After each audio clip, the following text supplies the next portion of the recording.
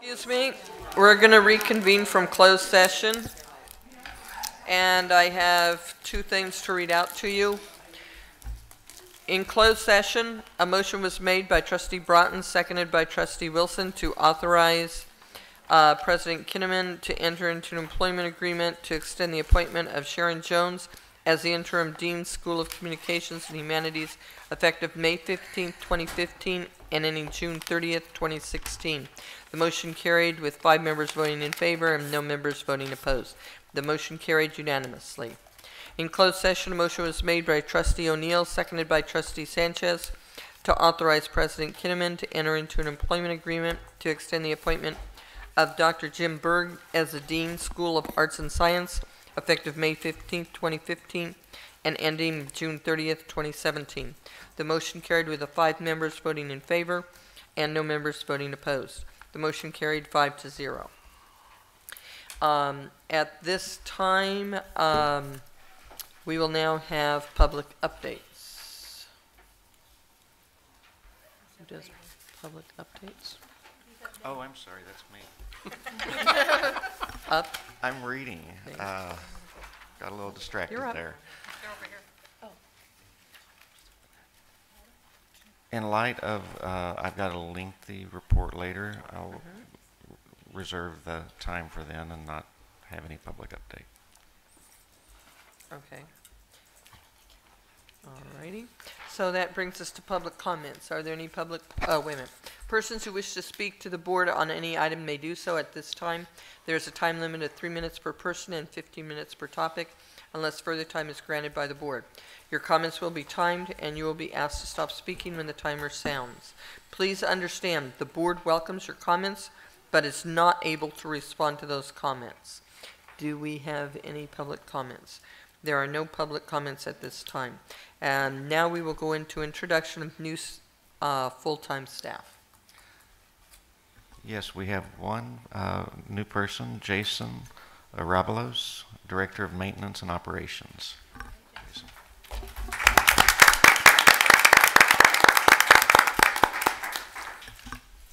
So we just want to welcome you, and if you have anything you'd like to say. No, it's just a pleasure to be here and look forward to starting my position. Great, thank you. I, for one, am very happy that he's here. Do we have anything? Can we have a little bit of background? Yeah. Can you tell us about yourself?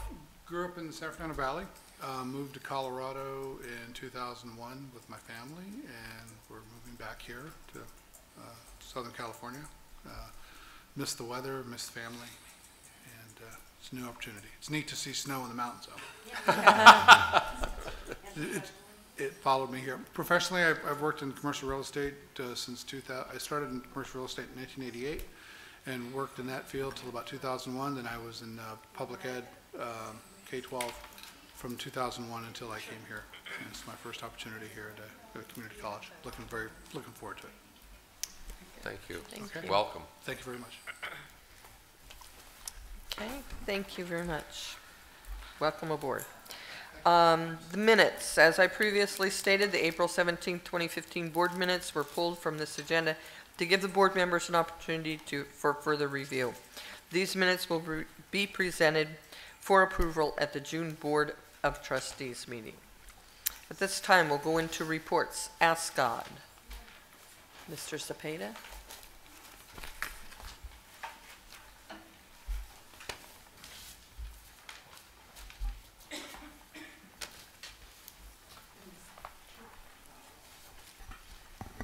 Thank you and good morning, Madam Chair, board members, senior administration, and distinguished guests. The following is the ASCA report for the month of May. I would like to start by apologizing for last month's report. I want to apologize not because I felt that the report was inappropriate or that contained content that was false in any matter, but because the report was misconstrued by certain people. The report had nothing to do with the club. It only referenced the issue of the current climate of College of the Desert. I would like to also advise us as a community not to use a straw man fallacy when we're arguing. In short, let's not twist reports to create problems. Instead, let's listen to the content first and then address issues that need to be addressed. On a similar topic, I would like to address the questioning of manipulation by ASCOD members. We as a Senate have felt manipulated and used by both faculty and administration. but thankfully never by our advisor. If you think that the students are so inept and so uneducated that they can have an opposing view solely on their own opinion, I don't think this is the right place for you. This place is a place of higher learning, and in the upcoming years, I'm sure you will find that the students are more intelligent than you give them credit for. Next year, you will have a new student senate before you. My hope is that the relationship between the students and the community college will continue to prosper. Don't hold negative feelings towards the new senate. They are brand new. As we stated in the tech visit multiple times, I think everybody's waiting for a fresh start, and this new senate is in a way a fresh start for all of us. This will be their first impression of the new community as a whole. There is a bridge there that can be built up, so I want everyone to take it very seriously that the new students will not have any biases. They'll be fresh, and honestly, they'll be proud and happy to keep working with all of you. This year, we decided to change our voting system. We went to a completely electronic voting system. We did this to allow more students to participate in the voting process. We'll be evaluating this new system next year. We'd like to thank everyone that helped out in that process. We are very proud to announce this year's Club of the Year. Alas con Futuro has done an exceptional job this year in making sure that the impact was felt within the whole college community. They have helped AB 540 students to find a place within the college and allow them to get the education they deserve. So congratulations to Alas con Futuro. We also want to congratulate the 2015 Advisor of the Year, Jose Simo, for his years of dedication by advising Alas con Futuro. He has gone out of his way to give the tools needed to club members so that they can thrive on this campus. The fact that he gives his time freely to the student body was just one of the reasons, upon many, why he was nominated and selected for Advisor of the Year. So I'd like to congratulate Jose Simo as well. We were given the task to find a new Green Council co-chair, which was chosen this past Monday, May 11, 2015. I'd like to congratulate Jose Rodriguez, who will return next year as a Green Chair co-council, or Green Chair co-chair. Green Council co-chair. Jose is passionate about sustainability on campus and plans to continue to work on this year's Green Council and continue next. This concludes the ASCA report for May 15, 2015. It has been a pleasure to serve as a student body president. The rest of the ASCA Student Senate would also like to thank this board for their time and consideration and giving us the knowledge that we as students have a voice and can be heard. Thank you. Thank you. At this time, College of the Desert Foundation. I don't see him in the audience. How about Academic Senate?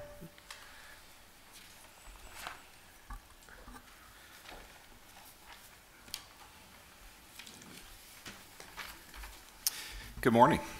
Morning. Dr. Kinnaman has been listening. On May 5th, he took action by releasing an email outlining his plan. This was a difficult plan to put together and took great effort. The Senate wishes to thank Dr. Kinnaman for listening and responding in a way that will positively affect the institution and, more importantly, the lives of each person associated with College of the Desert. As I reflect on what has happened, I liken it to hitting the reset button or going back to the default settings. This will allow us to reverse the negative direction we were going and move in a positive direction. We, all of us at College of the Desert, have the answers. I think as we reset, it's important to realize the answers don't come from without, but from within. Dr. Kinnaman is understanding the history and traditions of this great institution, and faculty stand ready to step up and work together to find solutions. Yesterday, we had a technical visit from the ASCCC and the CCLC. It was really good. The general session was taped, and I would suggest you take some time to watch it. Timing is everything, and I think the visit came at a perfect time. The tension level at the college was lowered after the decisions made by Dr. Kinnaman, and it gives us, administration, students, staff, and faculty, an opportunity to understand and be understood. A chance to reflect and better understand our roles, better understand some of the feelings and frustrations, better understand we're in a unique position to continue to move forward in a positive way. There are a number of positives that are occurring. Realignment. The timeline's been readjusted, and there's been some good dialogue. Communication and transparency. This is improving, as demonstrated by the May 5th email. Math course approval process. We're hoping to move forward in a way that benefits the students and student success. Academic calendar. The process has started early and is tracking well. Hiring practices. Here we have a great opportunity. There's much that needs to be done to improve the process and assure we get the right people in the right positions. But I think we're in a strong position to get it back on track. I want to thank each and every one of you for your dedication, for all the time and energy that you invest into our college. And I want to thank you for your support of the faculty. Thank you. Thank you. Thank you, Douglas. Now College of the Desert Faculty Association.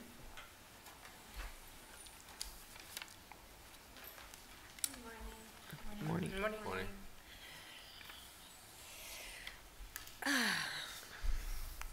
Well, it's the end of the academic year, and there's much to reflect on and much to celebrate.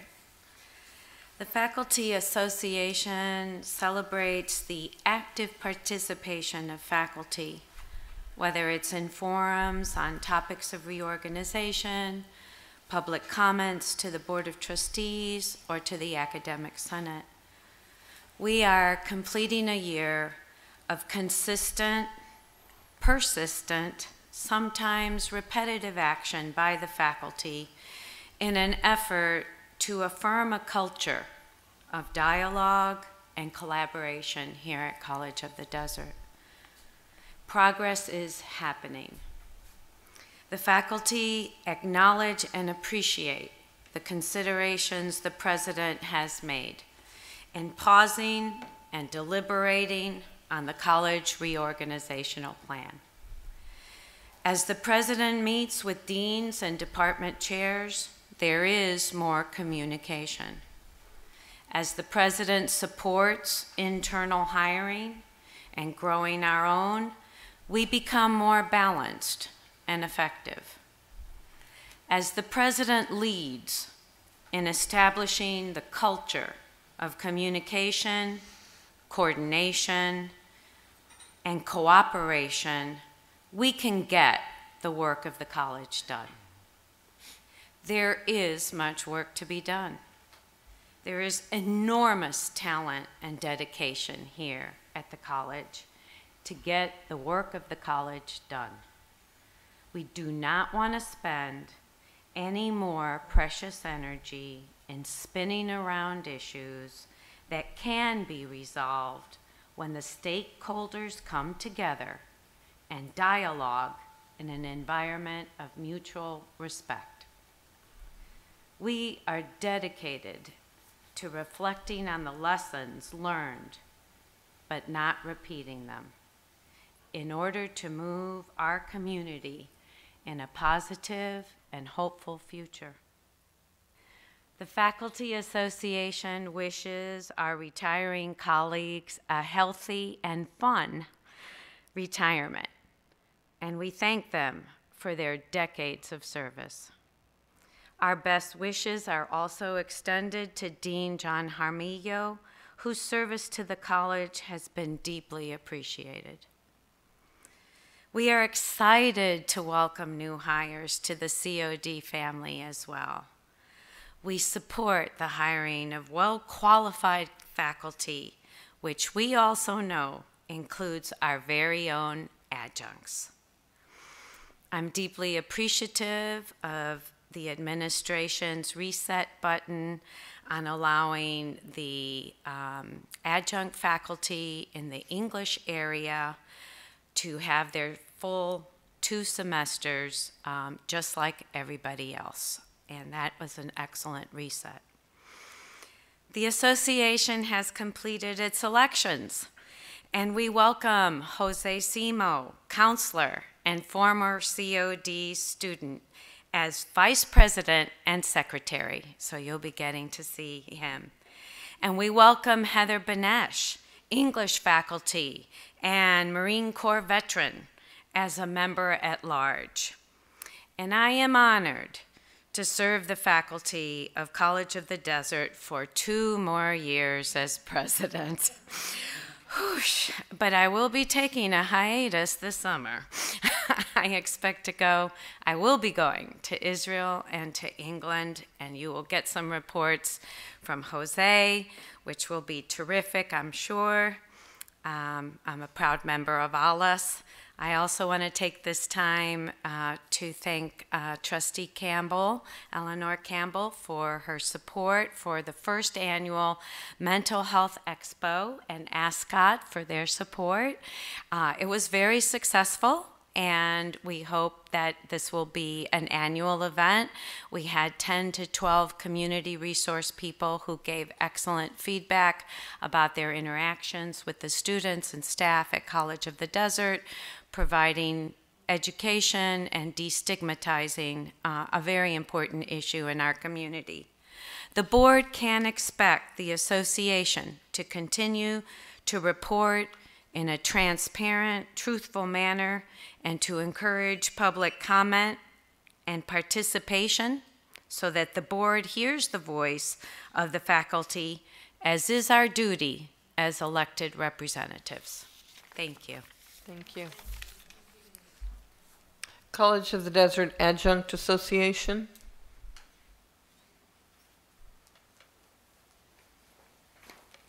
Good morning, everybody.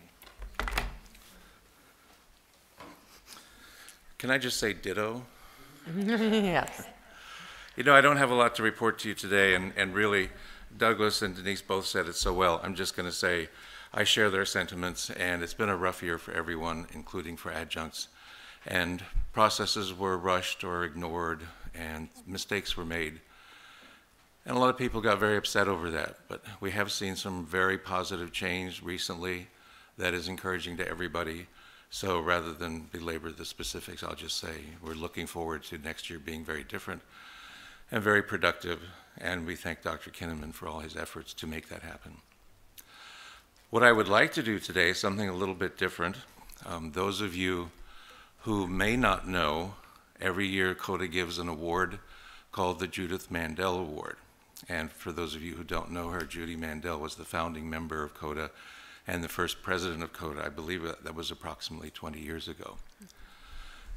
We give this award to someone who is not an adjunct, but to somebody who supports adjuncts. There are times when many of us feel like we're unappreciated, or we feel invisible, or we feel that we don't count.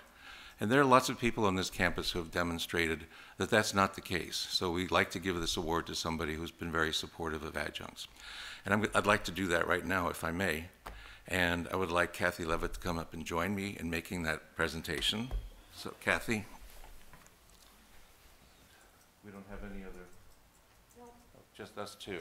Yeah, we're the ones that don't melt. Did you want to say anything about Judy Mandel?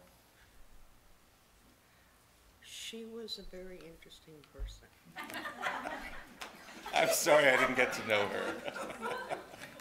All right, anyway.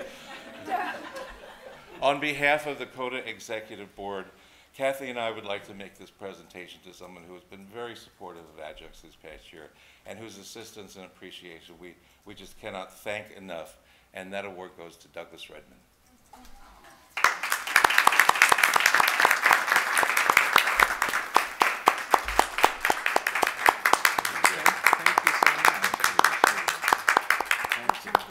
We also have a little token, a little honorarium. Don't spend it all over the place. Well, thank you so much. You're welcome. Thank you. At this time, we'll hear from California School Employees Association.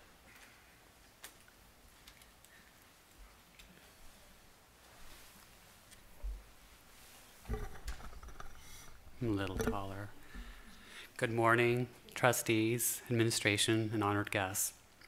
This year's theme for Classified School Employees Week is Engaging Learners, Inspiring Leaders, since classified school employees are in a unique position to mentor students and celebrate their success. Classified School Employees Week is a time to reflect on the contributions of classified employees make to education and to celebrate their contributions to California's students. CSEA Chapter 407 is proud to celebrate our members. I'm excited that the RSVPs for the coming picnic are nearing 100, and I'll have to check with facilities to see what this room will hold. But we're looking forward to the attendance of some of our board members, and we'll miss those who are not able to attend. Lunch will be served from 11:30 to 12:30 p.m. on Wednesday of next week here in this room. CSA Member of the Year, I again want to thank and express my thanks to each of you for your gracious words of congratulations after my report last week. One would expect that CSA Member of the Year would be selected based on perhaps extraordinary work and achievements solely in support and strictly on union activities. Well, in fact, I've learned that actually is not the case. CSA strives to develop well-rounded leaders that impact the lives of members, but more importantly, influence and inspire our students. CSCA sent a professional video production team, which you may have seen, to interview me and others, and their objective was to capture on video how my work impacted students we serve. As it turns out, each of us, even a programmer like me, really impacts the students in their experience in so many ways, though many times it's indirectly. I also want to take a moment to recognize another award winner. I would like to recognize Donnie Prince, who I asked to come. She's our Veterans Resource Specialist and member of our chapter, and she was named one of California's Community College Classified Employees of the Year, one of 5.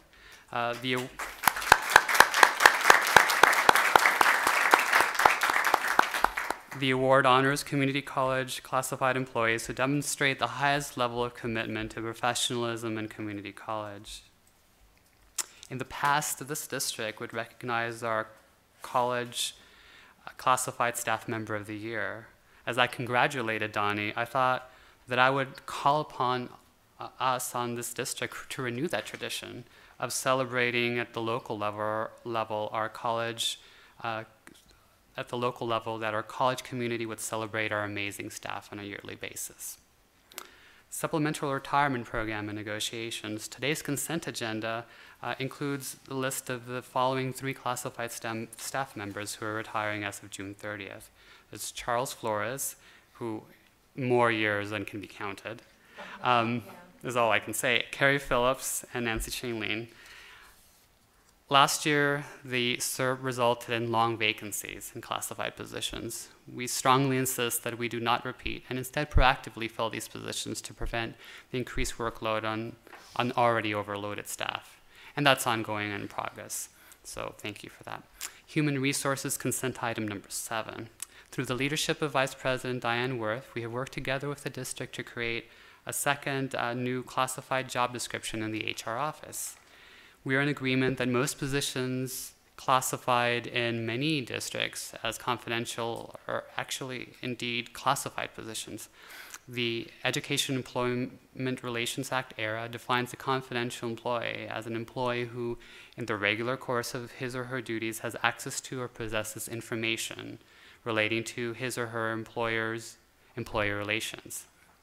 So we're very glad to receive the support of Vice President on this one, and we'll be moving forward to make some adjustments, working collaboratively. CSA thanks the Board of Trustees for their support that has led to resolve issues of great concern to our bargaining unit. The settlement presented for your approval also provides for training directly to PERB and creates processes that will hopefully allow CSA and the district to resolve issues and negotiate more collaboratively. And CSA, of course, urges the board to approve. Challenges and opportunities. Ahead of us, we have many challenges and opportunities. We have made significant progress to regain ground lost in recent years. I wanted to thank Academic Senate President Doug Redmond for his leadership and shared governance as he completes his term. Thank you in particular for bringing yesterday's training on effective participatory governance. The presentation was enlightening and inspiring. I encourage board members in the community to view the video of the presentation. I'm also looking forward to the leadership of Kelly Hall as she steps into the role. Thank you also to our student trustee, Eleanor Campbell, for your commitment to the participatory governance process. She reminds me that we as leaders in our college community have an obligation, to borrow the theme of our Classified School Employees Week, to engage learners and inspire leaders. And I call on all of us as leaders to support, encourage, and protect the incoming student leadership for the next year. Thank you. Thank you. Angela, he's right there. Can we open that door? I've got to get my medicine. I'm sorry, people. I'm dealing with a root canal issue today, and my medicine is arriving. So I just need to make sure I take it at the right times, okay? So I apologize for that interruption. Did someone come in from the College of the Desert Foundation? I didn't see anyone come in. Okay. Okay, we'll move on to the governing board reports. Trustee Broughton.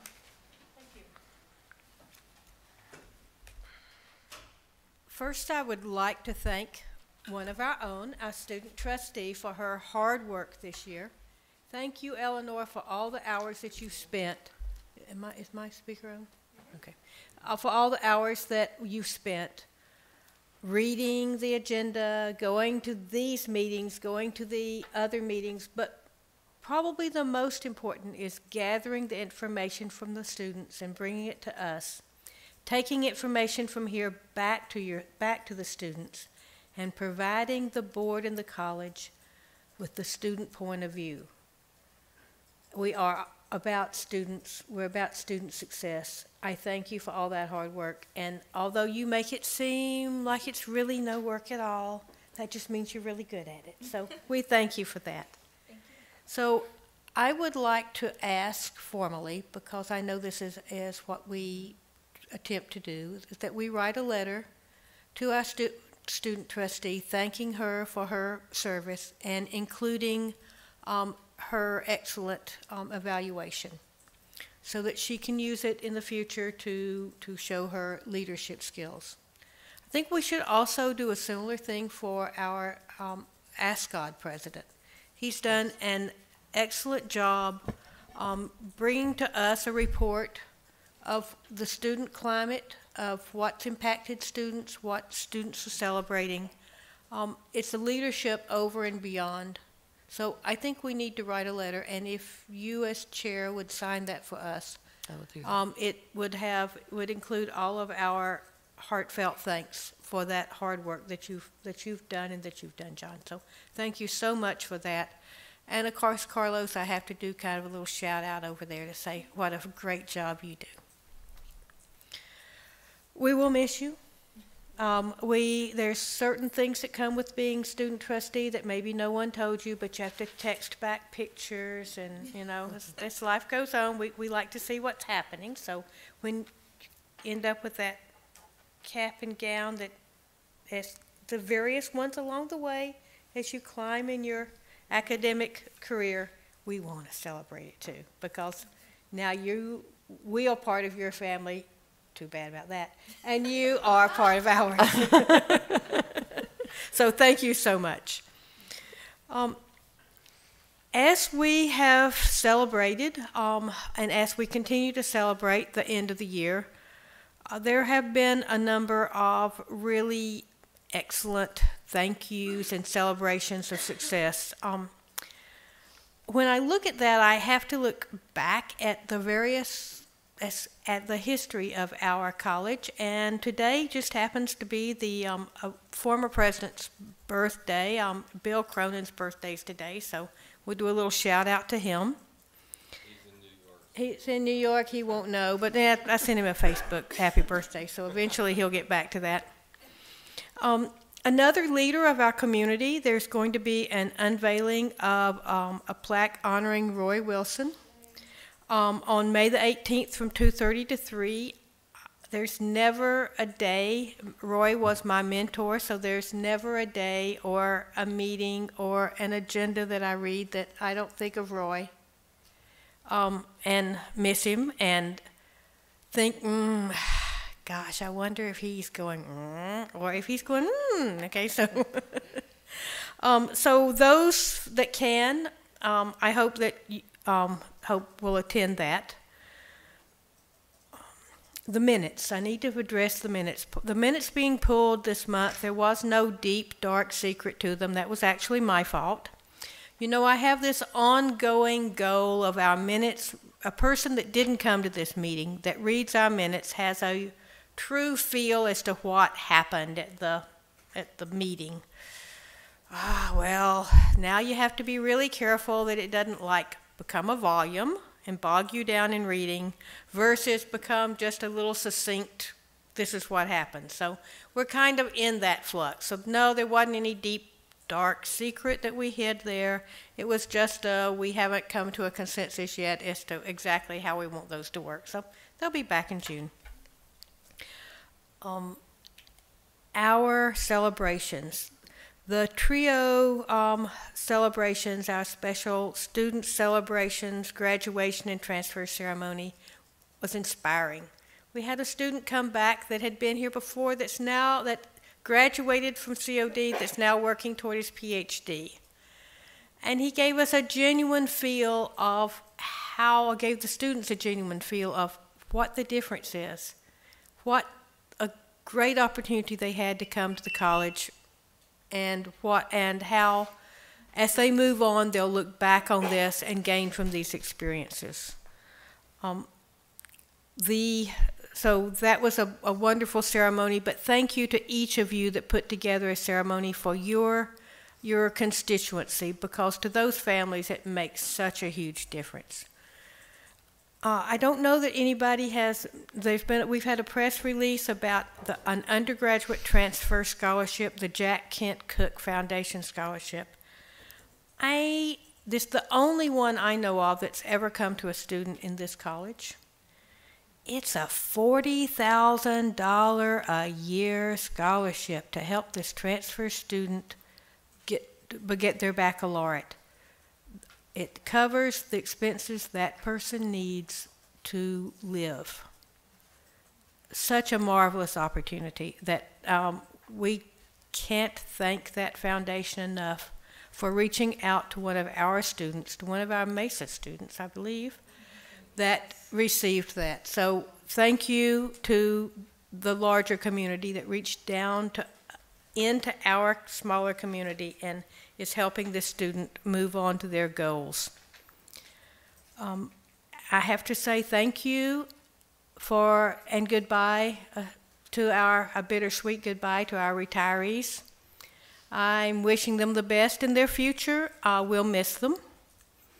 That ceremony was fun but respectful. I liked that. The emeriti, I look forward to seeing you at graduations. And those of you that officially got tenure stoles, then congratulations to you. Goodbye to Dean Harmio. We thank you very much for your hard work. I'll miss you. I'm hoping that I still see you from time to time until you actually physically move, because John lives next to some of my very dear friends, so occasionally we bump into each other. Good luck in the future, and thank you for all that you've done for this college. That we'll miss you greatly, and I will miss you personally. So thank you so much, and best wishes to you and your family.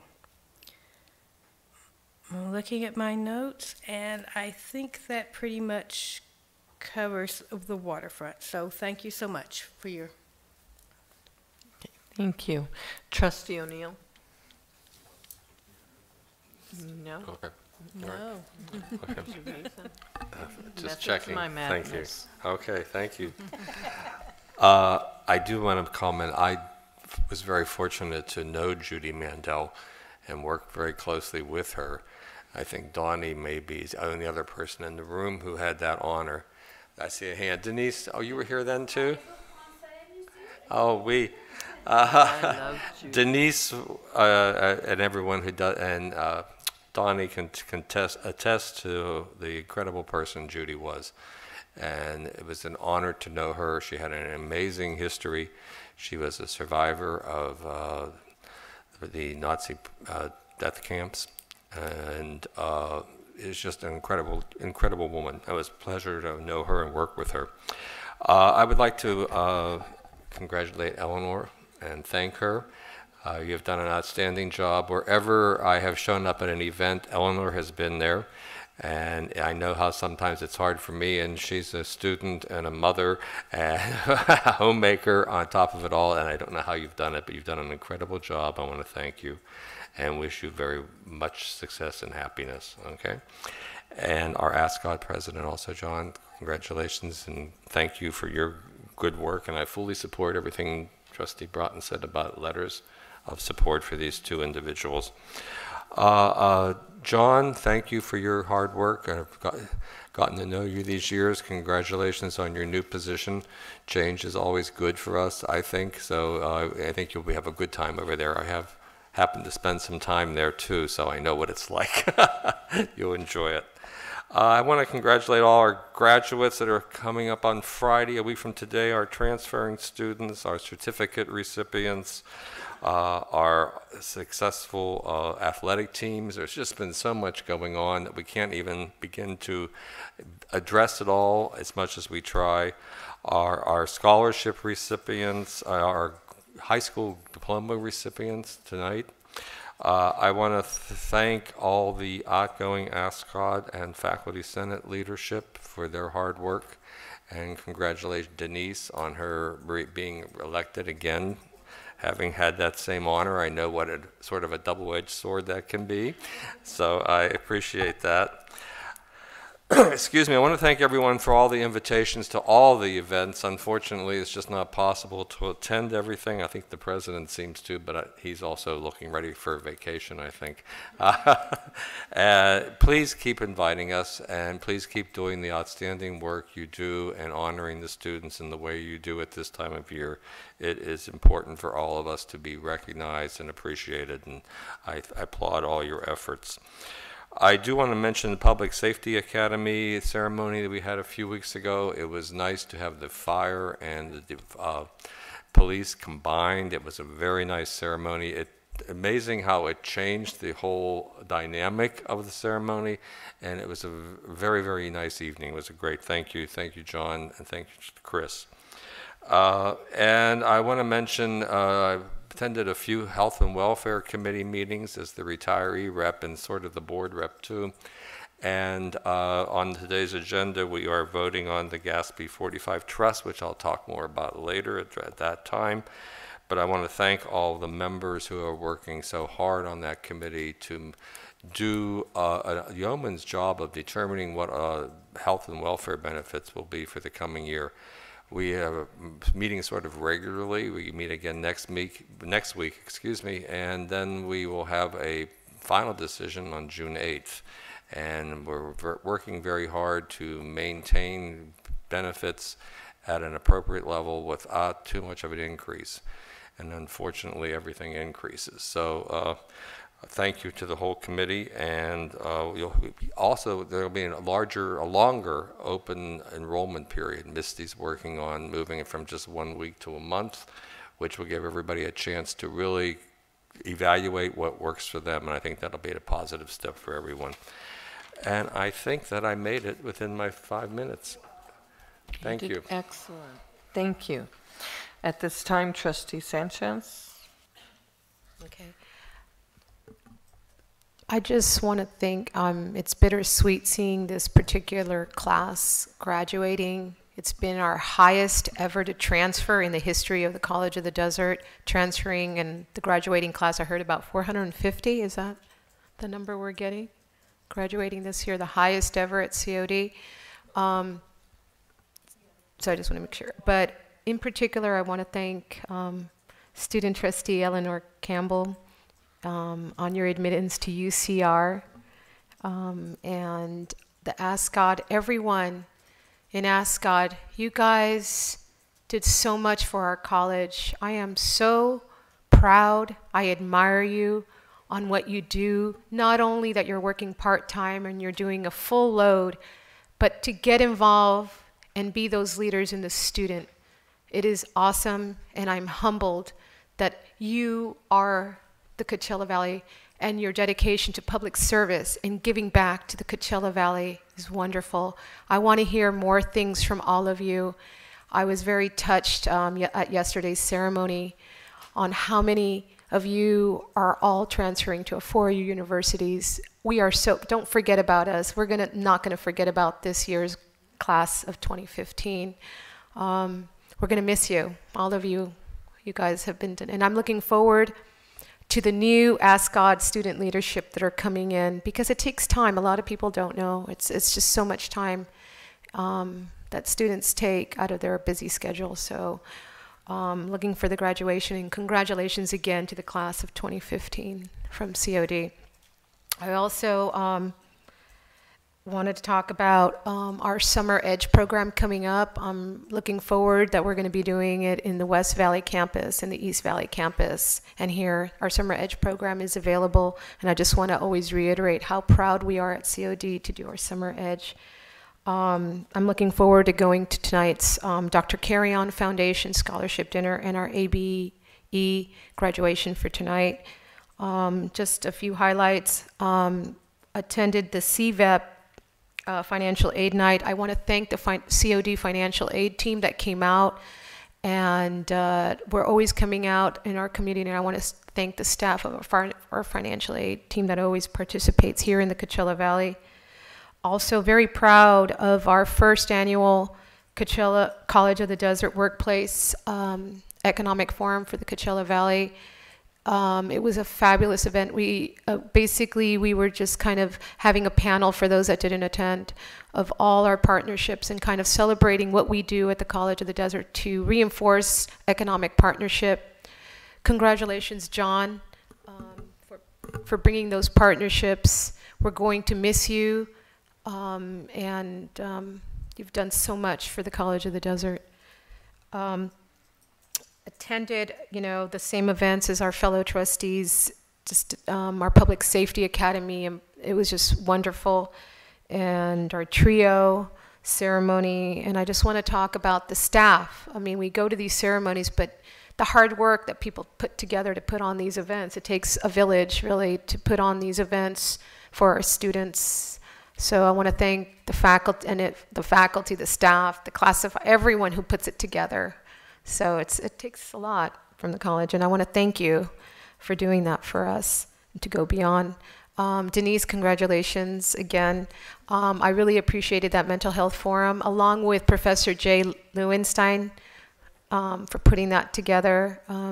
We need to address those issues here at the Coachella Valley. Thank you for putting those partnerships together here in the Valley. Participated as well during the month, the Palm Springs Life Women's Luncheon and the Women's Leadership Forum, as well as the Ophelia Project that I attended. This year, College of the Desert contributed some scholarships to the Ophelia Project. It was a wonderful event, and these are the partnerships that we talk about with the College of the Desert, getting together and doing all these wonderful things for the Coachella Valley. And just looking forward to graduation next week, and want to thank you for your time. Thank you for all the hard work. It ends our academic year, but we're all going to be here, so thank you so much. That's it. Thank you. We've awarded as well. So not only do we have the most, the most persons graduating, but we also have the most certificates we've ever offered. So we've ever awarded. So it's truly exciting. We're very excited here. Let's give us a round of applause for the College of the Desert. This is a big deal for us. Thank you. Thank you. Trustee Wilson? Thank you.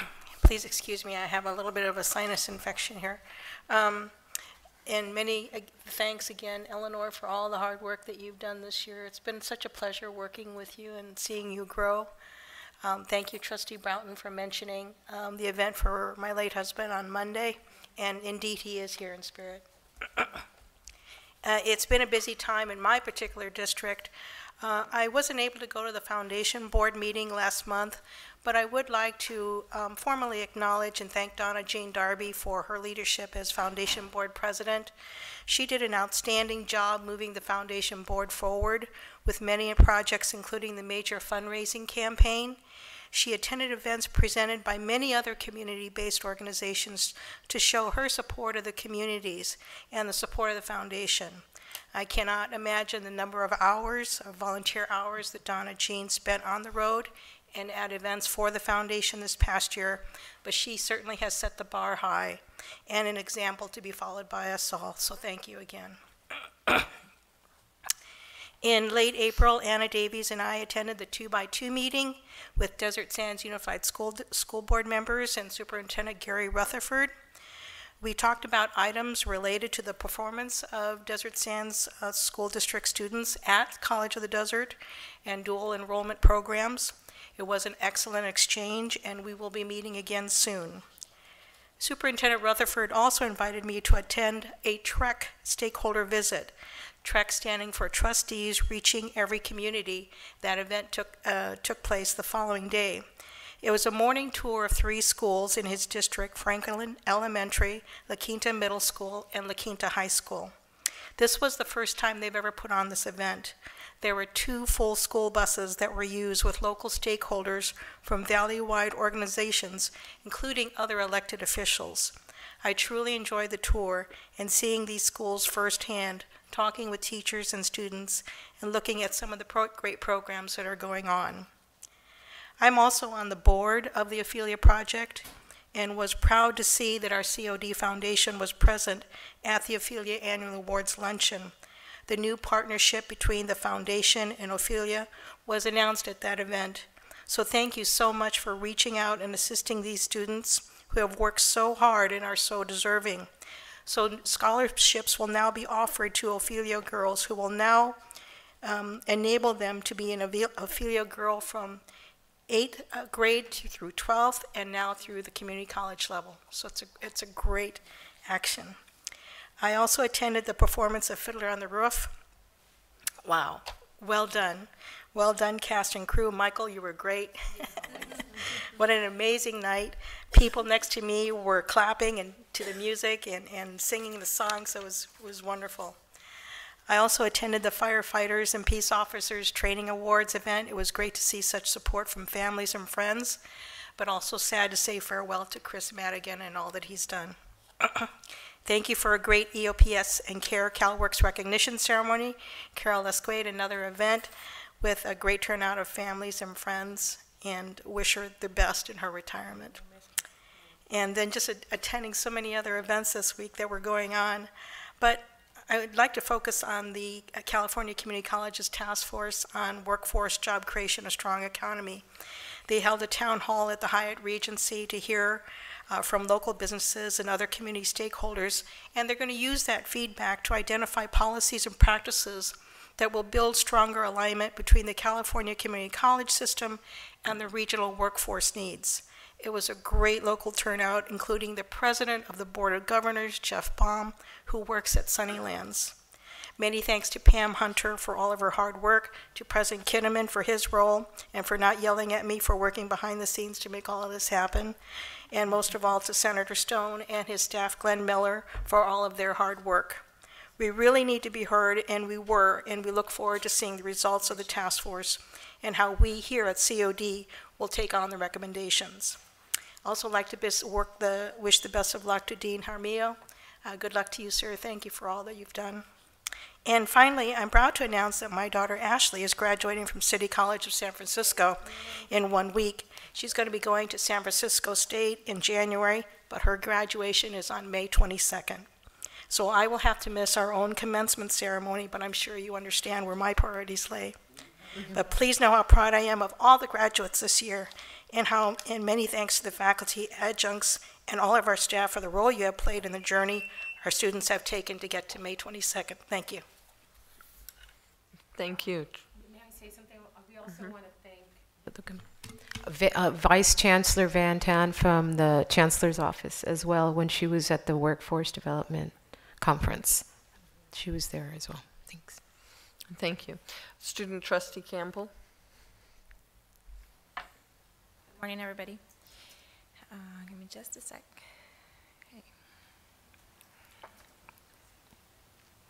Hey, I'd like to say, I have so much to say, so I'm trying to gather everything together. But I'd like to say thank you for welcoming me to your guys' team and viewing me as a professional, as an individual, and really listening to, when I brought the students' concerns forward. I want to say thank you. I'd like to say thank you to Dr. Kinnaman, to Carlos Maldonado, to Leslie Young, Amanda, Denise Diamond, Lauro. There's so many of people who were really there for me and helped me to grow as a person and as a student. I can keep going with the list of names, but I want to say thanks to all of you guys. A couple times they've asked me to do a Step It Up story, and I just didn't feel like I was ready, and now I do. I feel like I'm able to give that story now. So thanks to you guys. I got my medal yesterday at the transfer recognition ceremony. I will be transferring to UCR, studying sociology, and I'm very excited about that. So that's exciting. I'd like to say congratulations to all the people who are going to be retiring and all the people who are going to be new here at the college. Without them, the students couldn't really get anything done. We need you guys, and we need your leadership and your support. I'd like to say thank you also to my ASCOD team. We worked very well together. We had our ups and downs, but we pulled it together and made things happen together as a group. So thank you guys. Also, I'd like to say I really appreciated reading all the work study reimbursements. It was very diverse, from hospital internships to television internships, and so that was very exciting, and I was happy that College of the Desert was able to give that opportunity to the students here at the college. We had, I believe it was the dean from financial aid come over to our ASCOD meeting, and she gave us financial aid updates and gave us a backpack with a few goodies in there, and we really appreciated all that information, and we were able to share that on our forum to students, and we were able to talk about it while we were in our classrooms also. I attended tons of different events, the mental health awareness, the EOPS recognition ceremony. The list can go on and on, but what I want to say is just thank you, for all the opportunities. And I mean, through you guys, I was able to attend my first Latinas Women's Conference. Thank you for Mary Jane and the Assemblyman's Office for providing that opportunity. And that does conclude my report. Thank you. Thank you. And at this time, it's time for my report. First off, I'm going to try to make this short and sweet, but I don't want to forget anyone or anything. This time of year, to me, is always better than Christmas, because to me, it's the time when we get to honor everyone and everyone's accomplishments here at College of the Desert. We honor those people that are leaving us. We honor those people that are leaving us because they're graduating and they're moving on to bigger and better things. We honor those people that have created something wonderful here that people could participate in. And we honor those people that are staying with us and all that they've accomplished in helping those people move on to other avenues. We have, unfortunately, we get to lose people when we do that, though. We get to see them grow, but we also get to lose them. And it is always with a very heavy sadness in my heart that I have to say goodbye to our student trustee this time of year. But being the chair of the board, you get to do something that the other board members don't get to do, besides write letters. You get to give the student trustee a little something to remember you by. And so if you would come forward, please.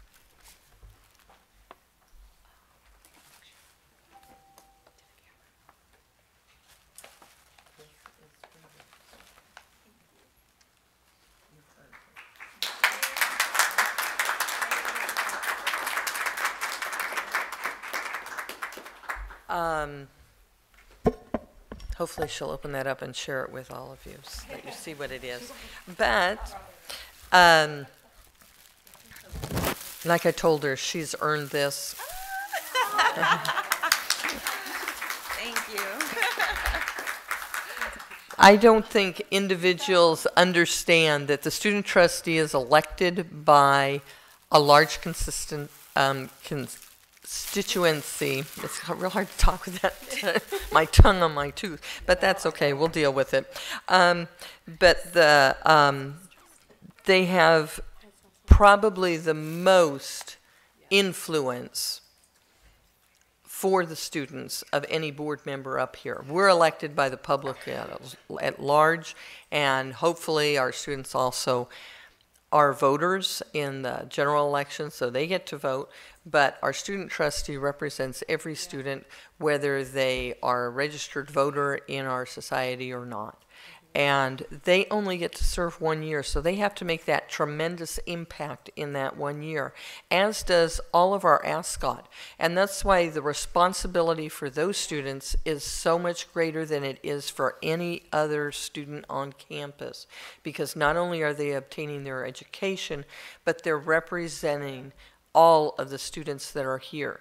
And it's important that we hear from you. We know sometimes it is extremely challenging. But like I like to tell people, the more challenges I have, the more opportunities I have. So try to remember it that way. It doesn't ease it any, but it does give you something that, you know, it won't last forever. That's the other thing. Okay. So we appreciate all that our student officers and our student trustee do, and we can never thank you enough because, as you know, some of us work, some of us are here part-time, you know, or we're on campus, but we don't know what goes on for students here. And you are the student voice, so we really appreciate that. Likewise, I was present at the ceremony that we had this year for retirees, tenure, and emeriti, and again, we're looking at our faculty and our employees here, and the impact that each and every person has is, and I'm going to go over, and I apologize in advance. I had to give out an award so I can go over, right? But it's tremendous. I picked up a book when my father passed away a little over a month ago, and it was called The Butterfly Effect. I don't know if you're familiar with the butterfly effect theory, but the man was literally laughed at. Since then, they found out that his theory wasn't that far-fetched. And if you ever have an opportunity to get that book, it's a real small book, or if you ever have an opportunity to share that book with someone, please do so, because it does have a profound effect. Everyone's life is so very, very valuable. It's something that I've always believed. If we have a bucket of water sitting here and I were to throw a pebble into it, we know that little ripples would come out, and they would eventually hit the sides, and more ripples would come until that rock at the very bottom of that bucket. That's the way our lives are. If you think of yourself as a pebble coming into the world and you're sinking down, those ripples constantly are going out. You don't know how many ripples, how many people you affect in your lifetime. So please, don't stop doing things because it's hard. Please don't give up. Like I told one student the other night, the only person that can ever stop you in your life is you. If you find that you are telling yourself things like, oh, give up, you know, you're never going to get there, fire yourself and hire yourself anew the next day, you know, or 2 minutes later. But, you know, make sure that you get rid of that negativity, because you are the one that controls that. And you never know how much of an impact you will have on someone else, or what you would have been capable of achieving, or what that impact might have done for thousands and millions of people. Okay, and I just want to leave that with all of you, that, you know, you are the hope for the world. And that's why I do this job, and I know that's why my other fellow board members do this job.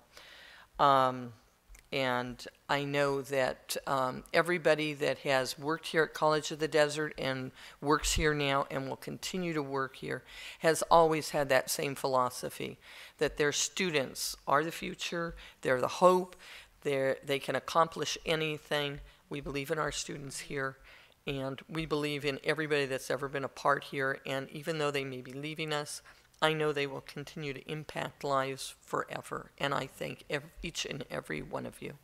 Thank you. Bonnie, I forgot to say something in my report. Can I have two seconds? Sure. Okay, so on Thursday, I was over at the Mecca campus, and then I was over at Indio campus, and one of the students running to be in student government, she was in there campaigning, so we went together, and while she was campaigning for her her seat, we got to talk to the students at both campuses. So I was talking to them about the shared governance and how to be a part of ASCOD, and even though the application process is over, how they can still, ask to be appointed in. And so just so you guys know, I was there visiting your guys' students and in the classrooms talking to them, and they were very excited and to hear about what I did on the board. And they were wondering if you guys are going to do a financial workshop over there, because I was talking about the one here. So I promised that I would let you guys know here today, and so. And we will have to look into that now, won't we? Thank you. There was also something that Chair is it on? Something that we did for the first annual College of the Desert College National Signing Day. On behalf of the college, we a lot of our students, our staff, I want to thank Veronica Dott, Scott Cooper, and all the different teams that came out, and especially the students that signed on National College Signing Day for the College of the Desert. It was a wonderful event. Thank you for all coming and participating. Thanks. Okay. Before we move on to the next item, I just want to check, did anybody from the foundation come in? I don't see anyone. I don't think I missed someone. Okay, moving on. Administrative reports.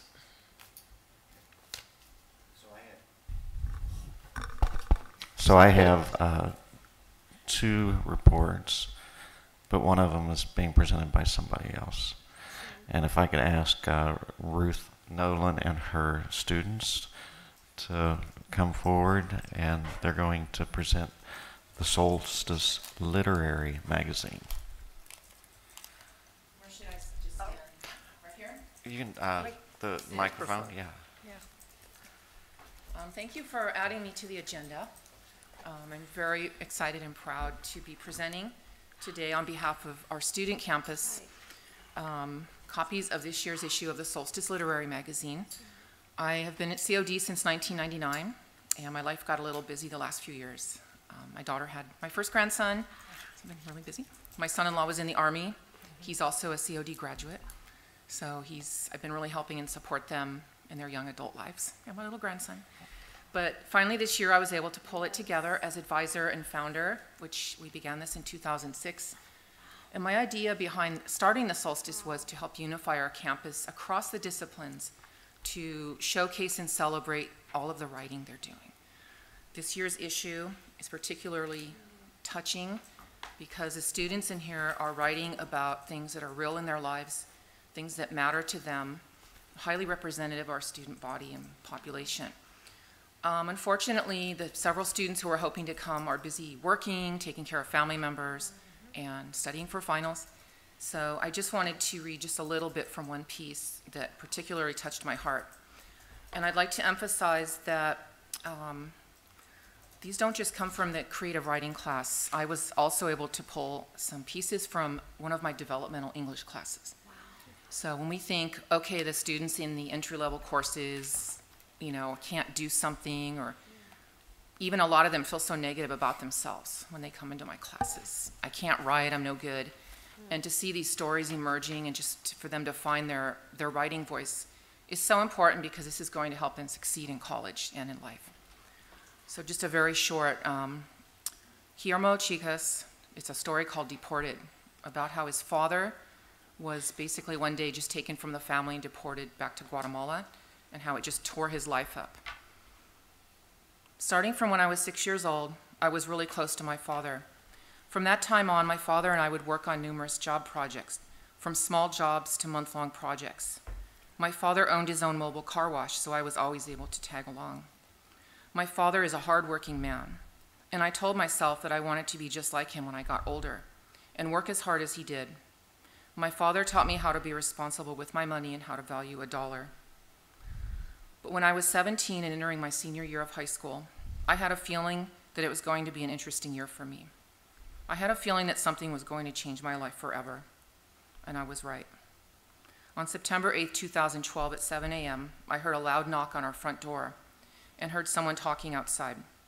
My mom and I got up to see who it was, and when we opened the door, we saw 2 male police officers dressed in tan colors and suited up with equipment worn by members of a SWAT team, and 1 well-dressed female wearing a business suit. That's all I'm going to read, but the story goes on to say how he had to almost quit school to help support his family and take over his father's business, and that he managed to stick it out, and now he's actually a student at COD. And I'm just really proud of the students. We have stories of students on our campus who are struggling with mental illness. We have stories of students who lost parents at a young age. We have some really good just short stories and imaginary stories and poetry. So I'm just really proud of our students. And before I present, I just would like to just read the names that are in the solstice this year. Dean Apple, Kelly Armstrong, Jerry Arroyo, Sarah Bates, Benjamin Browning, Fidel Cabucangan, Edward Cardenas, Jorge Alberto Cardenas, Chris Chavez, Guillermo Chicas, Kira Klass, Matthew Diaz, Carla Espino, Isaiah Estrada, Paige Essman, Gabriela Gonzalez, Jasmine Herrera, Jennifer Herrera, Michelle Hobdy, Demetrius Hobdy, Stephanie Crayley, Hannah Lawler, Yvonne Lopez, Melanie Molisig, Alex Marinkovich, Karina Melgar, Elizabeth Moreno, Ruben Mojica, Miguel Naglasco, Kavan Olesh, and Amber Ortiz, Alexandra Ramirez, Yvonne Ramos, Manuel Rodriguez, Jessica Saldivar, Emily Sarado, Russell Sheldon, Katrina Jen Sparby, Alexis Stender, James Toscano, Michael Valencia, and Zia Workman. So I just like to let everybody know that these are available for free. I'm working to distribute across our campus, and just wanted to present copies to our board members. Thank you. Thank you, Ruth.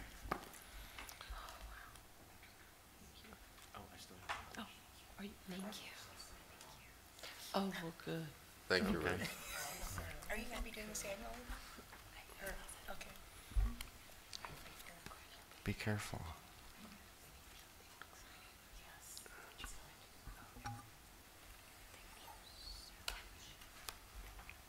Madam Chair, if I may. Yes. I was here working as faculty when Ruth did her first solstice, and I, over the years, had a number of students whose writings appeared in it, and it's quite an outstanding publication, and it's a lot of effort and work, and I think it's something that really reflects a cross elements of our college, and it's just so important, and thank you very much. I'm glad we continue to support this every year. Yes, and to see students who might be in a science building or different parts of our campus picking this up and reading it, just to help promote literacy and support our students. Thank you very much. Great Thank you job. again, Ruth. You've worked so hard.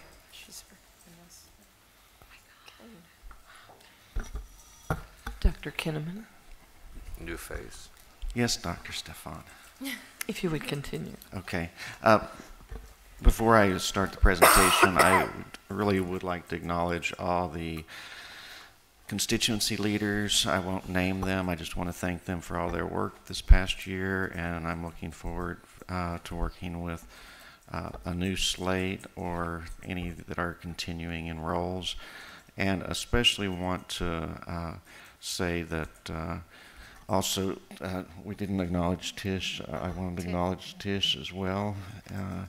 Her and John have been phenomenal and very good role models for students, and I appreciate having the opportunity to have known them both professionally and personally. So thank you.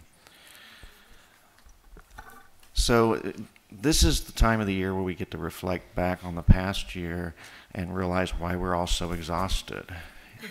And but we get to celebrate. And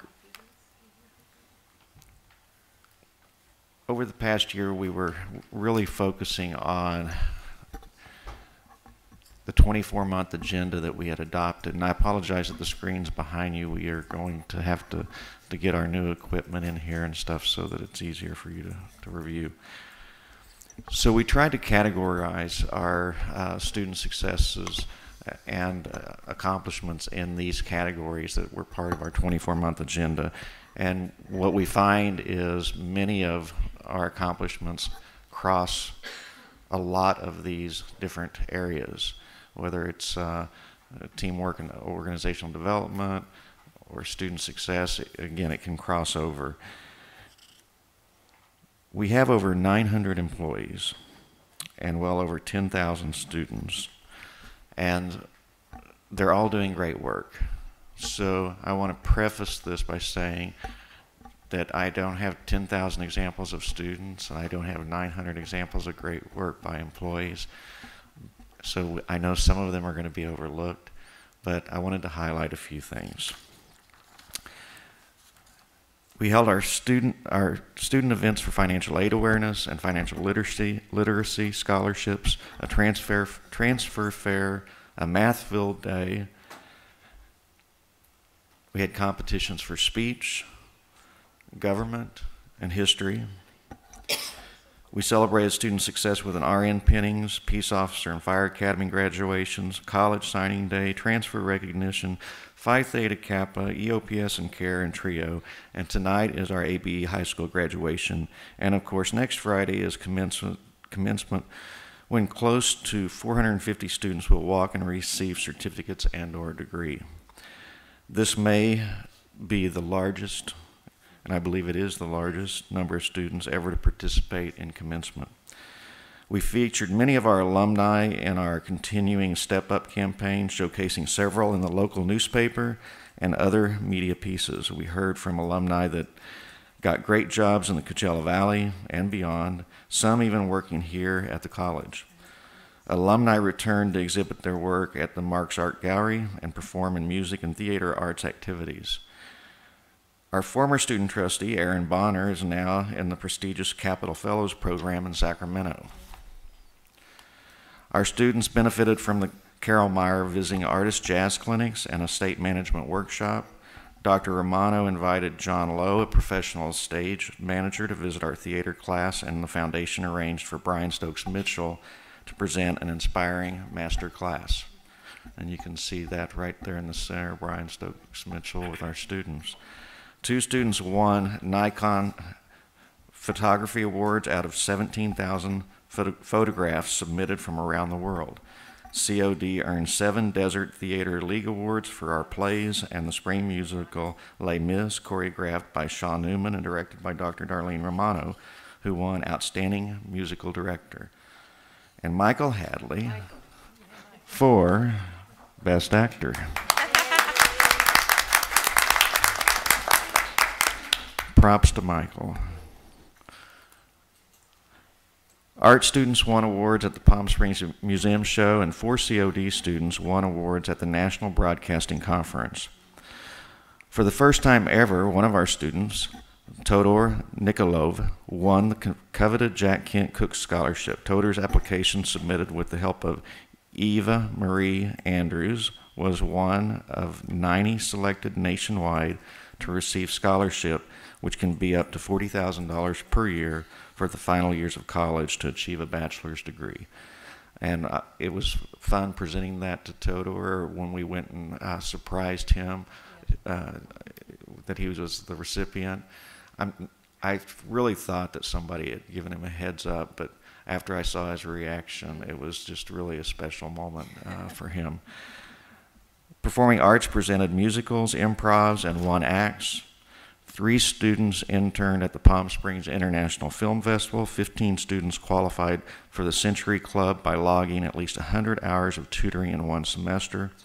Students competed in athletics with men's and women's golf, as well as softball, winning championships.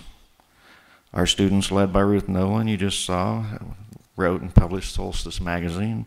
Jeff Place's students landscaped the Monterey entrance and the applied science patio area. The college began the update of the strategic planning process, collecting input from the community and campus. The APO subcommittee of the College Planning Council updated the CPC handbook and created a method for evaluating our planning process. We reinvigorated our committee structure to support our decision-making process, and the Outcomes and Assessment Committee again hosted the Program Review Showcase on May 1st. Deans and faculty increased the course offerings at the Indio campus. We planned for facility growth there and on the Mechathermal campus. We continued moving forward on how to provide additional classes in the West Valley, Palm Springs, and Desert Hot Springs. A new AA degree in theater was created and improved. The curriculum committee recommended new courses in several areas.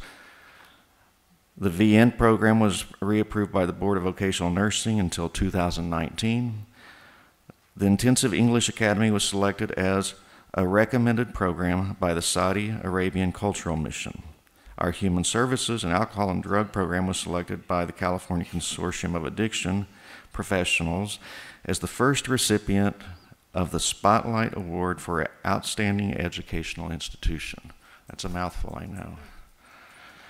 We hired staff, lots of staff. We hired full-time faculty and temporary faculty. Of course, we also relied on our adjunct ranks as we increased our offerings. We hired classified employees, an interim VP of Human Relations, an interim dean, and a new dean, an executive director of educational technology, and directors in numerous areas: library and learning resources, security, maintenance and operations, custodial, financial aid, admissions and records, counseling, international education, and I'm sure I'm missing somebody. We were fortunate enough to have faculty step up to lead some important initiatives like dual and concurrent enrollment and distance education. We began looking to larger ways to serve our students and community by starting discussions about a university center so that there are more choices for students continuing their education here in Coachella Valley. With a fully staffed research office, we were able to identify bottlenecks that were preventing students from completing their educational goals. By hiring faculty and offering targeted classes, we were able to relieve the bottlenecks, resulting in more than 1,000 students completing their degree and/or certificates.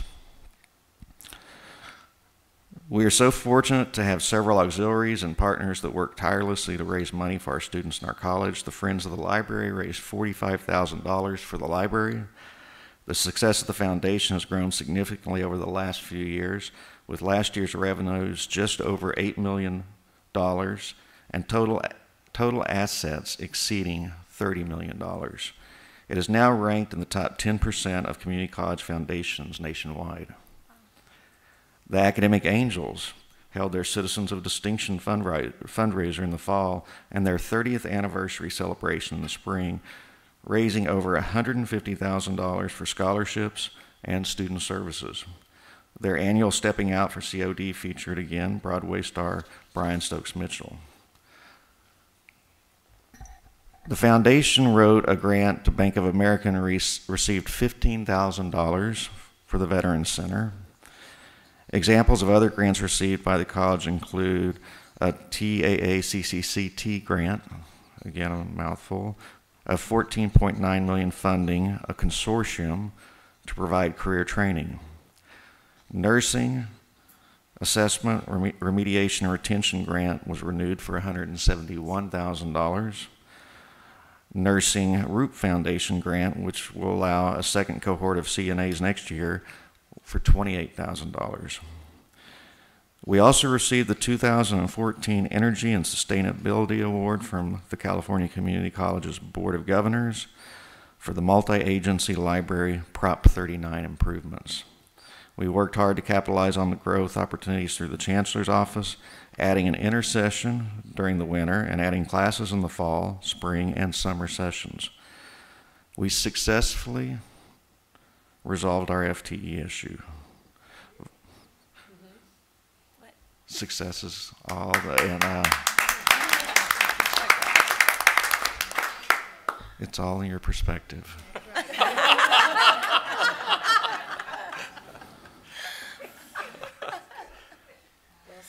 You're not going to put this up, are you?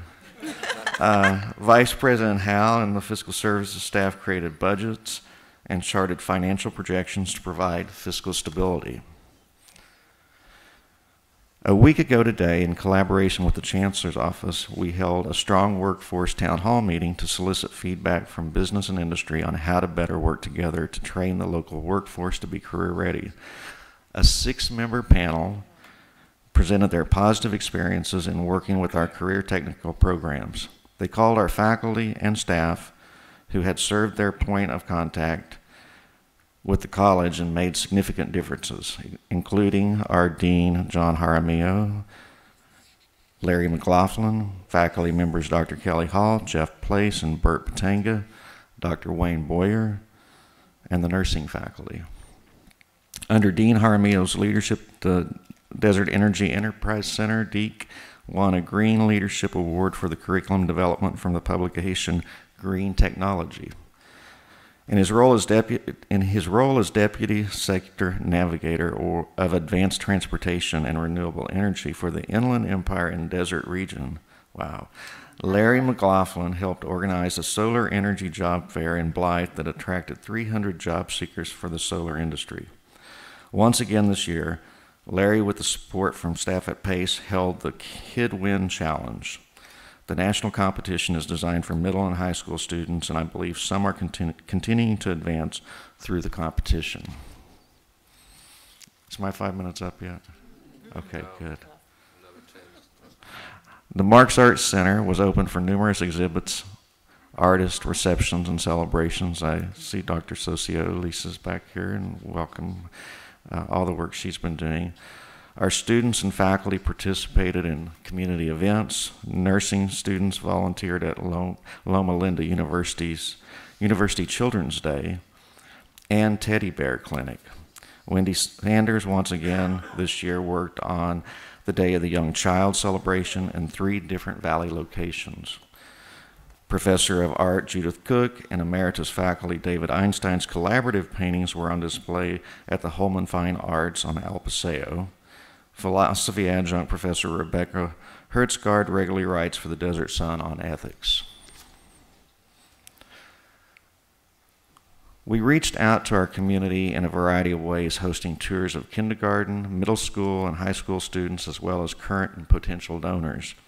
High school students joined us for a math field day and agriculture and horticulture day. The Riverside County Child Care Consortium held its legislative breakfast at COD. Denise Diamond, faculty advisor for COD Active Minds, and Jay Lewenstein, faculty advisor for COD Friends of the Earth, co-hosted the mental health fair, which was open to the public. COD recreation students volunteered for the Patriot bicycle ride.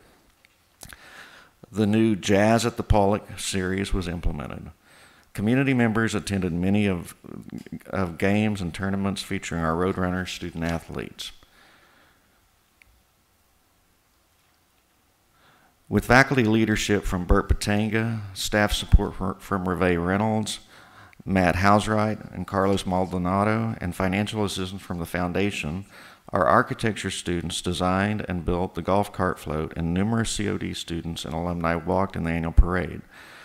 This year, winning the sweepstakes trophy for best overall entry.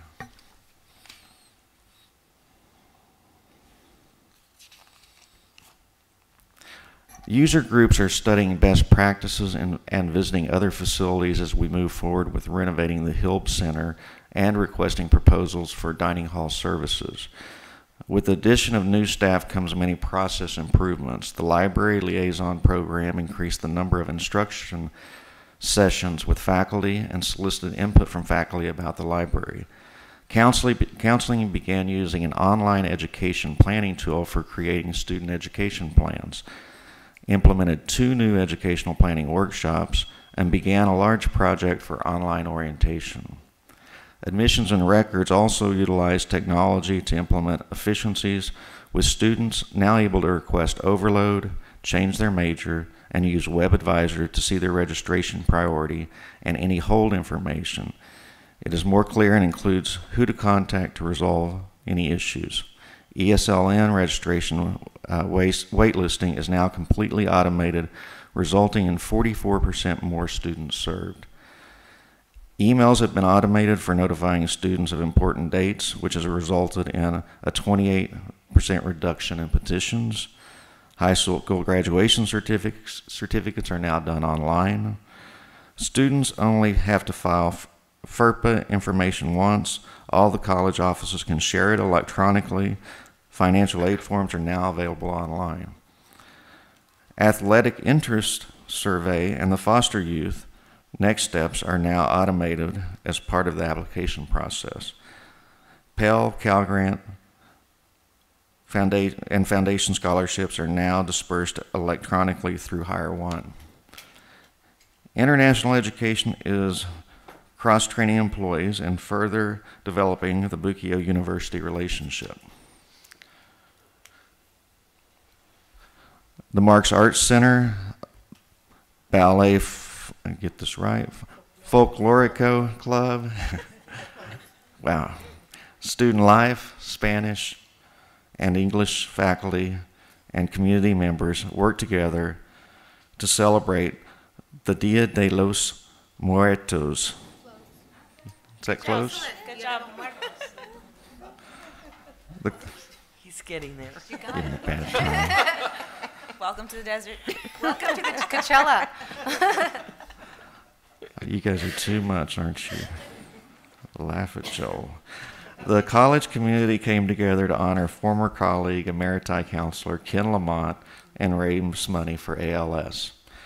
KCOD received a $500 donation from CODA in memory of Stan Dupre.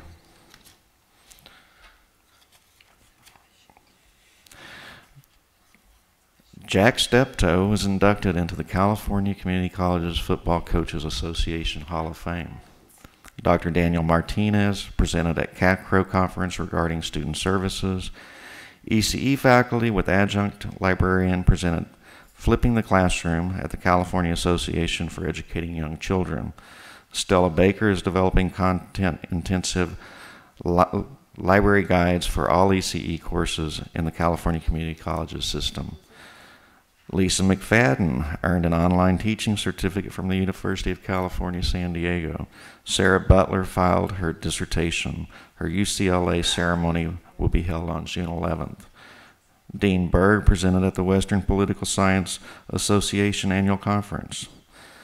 Anna Reber France completed her Doctor of Nursing Practice degree.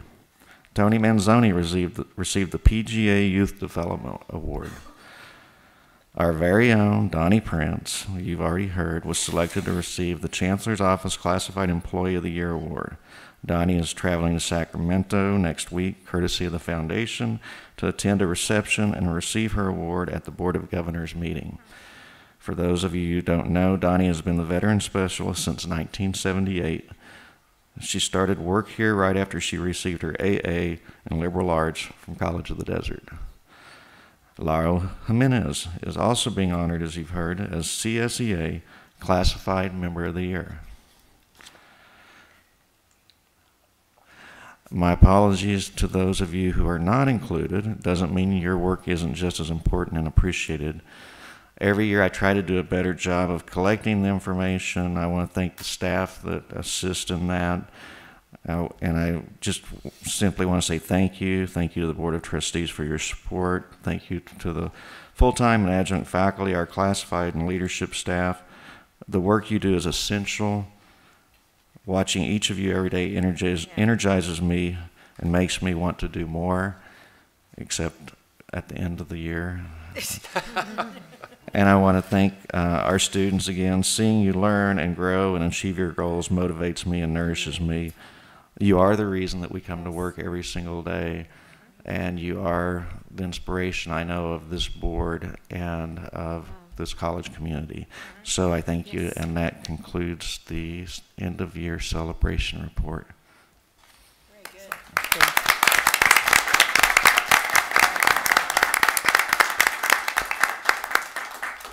And on that happy note, and the fact that we are getting some much-needed rain out there.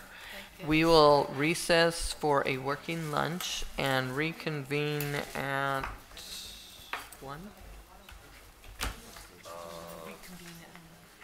What's it say in the agenda? 1:30. 1:30. We will reconvene at 1:30. Thank you. In my heart, I know it, but it's so hard to show it 'cause it's easier said than done.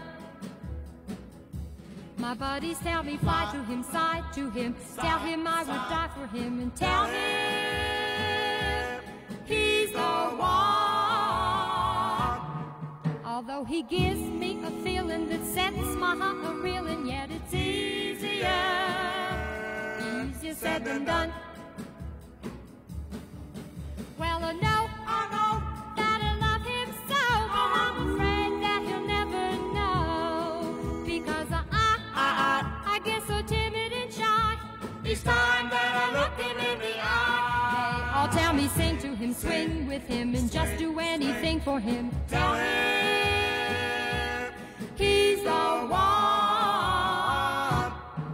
I've got a love so true, and yet I'm sad and blue, 'cause it's easier said than done. Well, I know that I love him so, but I'm afraid that he'll never know, because I get so timid and shy each time that I look him in the eye. And is there anything anyone wanted to have pulled? Yes. It's consent item number 1, approval of curriculum modifications for 2015. Okay, that's under student success and student learning, so we're pulling item D1 from the consent agenda. All items on the consent agenda will be considered for approval by a single vote without discussion. Any board member may request that an item be pulled from the consent agenda to be discussed and considered separately in the action agenda. Do I have a motion? So moved. Second. It's been moved and seconded to approve the consent agenda with the exception of item D1. Is there any discussion? Yes, Madam Chair, just 2 comments. As usual, I'd like to thank the volunteers for volunteering, and for those individuals who have made donations and gifts to the college to help various programs and departments. I'd like to thank those individuals on behalf of the college also. Okay, are there any further discussion? Trustee Broughton, just so that you know, we have a motion on the floor and a second for the consent agenda, and we're to discussion. Anything you wanted to discuss? No, we have also pulled consent agenda item D1. D1. Okay. So seeing no further discussion, Student Trustee Campbell, your advisory vote, please. Aye. All in favor signify by saying aye. Aye. All opposed? Same sign. Thank you. The motion has carried. And now we will go to action agenda items. Items pulled from the consent agenda are done separately and will be discussed and considered separately. Do I have a motion to approve the pulled item D1 from the consent agenda? This is student success and student learning, approval of curriculum modifications for fall 2015. So moved. Oh, student trustee should make the motion. Yeah. 'Cause you So pulled- move. Okay. And a second. I'll second. Thank you, Trustee Wilson. It's been moved and seconded that we approve the curriculum modifications for fall 2015. Any discussion? And we'll start with you, Trustee Campbell. Let me just get to the page. Forgot what page it was on.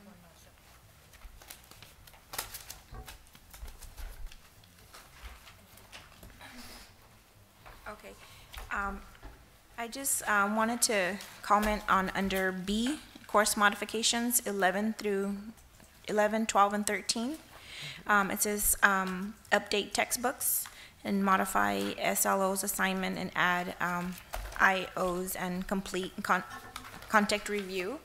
I understand that they are going to be reviewing and updating the content, and so the textbook updates, I'm happy about that, but for future, when they do update textbooks, if they would not update just for like, you know, diagram changes or page changes. I know my last year here, I went through classes without having any textbooks and having to go to the library, and those books are very expensive. So especially for minor changes, and I did realize it's contact review, so there should be significant amount of changes in these textbooks that are going to be coming up for renewal. That's all. Okay, anything else? I'd like an explanation about course deactivation again, about why, I know why we deactivate courses, because they either become stale or they get, they need to be updated for whatever reason. So I'm particularly interested in the introduction to plane surveying, but in reality, all I'd like to hear is that the basic reasoning, the big picture as to why we change, why we deactivate courses. Excellent. I think exactly the points that you made is the program faculty in their areas, as they look at the curriculum and try to improve it or make it as current and relevant, that there may be courses that are on the books that they either we're going to modify and make it a different course, or deactivate it and have another course there that might be more relevant. Serves that. And then it would go through the curriculum committee process for deactivate. And then that student that's in the middle of getting a degree, perhaps it's been not a 2-year process, but a longer process, then there's an easy way for them to insert a class that would replace this deactivated class? Yes, there is, or if they've had the course, they're still held to the catalog. It's valid. Yeah. Thank you. Maybe to go on Becky's point, I have that concern as well. Maybe under course deactivation, maybe write something saying a little blurb on that, so we're very clear on what that particular course, what's going to happen next. Just something of a brief sentence on all these. Right. Because I'm concerned about careers in teaching. College of the Desert for so many years have been training a lot of our teachers. I'm concerned, why are we getting rid of that particular course, careers in teaching? It's a noble profession.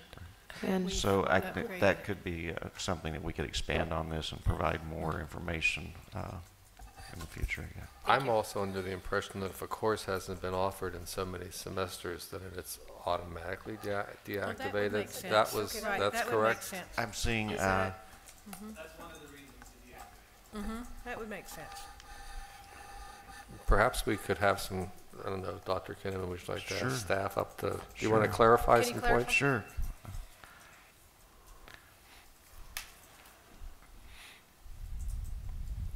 Good afternoon, Madam Chair, trustees, executive, and esteemed guests. To answer the careers in teaching, that was traditionally a counseling course, but early childhood education is developing a curriculum track. And from what I understood at the last curriculum committee, that new course will certainly meet the expectations in careers in teaching and using kind of educational pedagogy. In terms of your comment, Trustee O'Neill, it's true. So what happens is when so many courses haven't been offered for so many years, then a list goes to the faculty, the curriculum representatives, and they go to their departments and see, should we deactivate this course because we haven't offered it for 5, 6, 7 years, and then the faculty have that discussion and make a recommendation through their representative. And I think there was one other question. I have one more. Especially our math survival skills, so maybe in the future have that description, but I would like to know, in our math survival skills, why is that being deactivated if the need is so great in math? I'm just curious on this Math 61. What we can do is research that one and we'll get back to you, and then I'll work with the curriculum chair to see what we can do so it's easier to understand why these courses are being deactivated. Actually, it's interesting for us to know as much the why, but sort of what they've morphed into. Okay. My experience has been that these classes unless they're just really stale classes where the skill's not used anymore, don't really go away. They just get included in a different class, in a different course, or they morph into a new, more relevant thing. It would help us as we talk to community members to help guide them. So it's less, I'm questioning less why we deactivated them than where they went. Okay. Okay? If you get my gist of where they went. You know, what did they become? How can we help our constituents ask the right questions so they move on down their path toward their future? Sometimes classes are also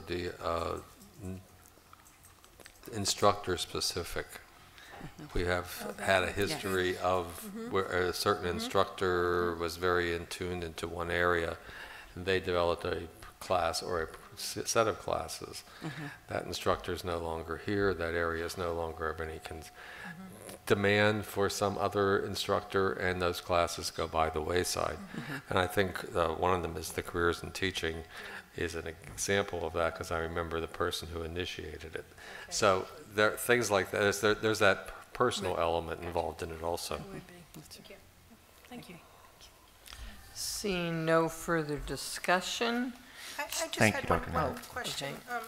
So to Student Trustee Campbell's comments, what happens with these courses and the textbooks that have to be modified? And I mean, what happens to the course itself? I mean, I'm not still learning here. Okay, well, what they'll do is they will review the content of the course, and they will also probably get an updated book or one that's more relevant for whatever is going to be in the content of the course. So the course will still be held in the fall?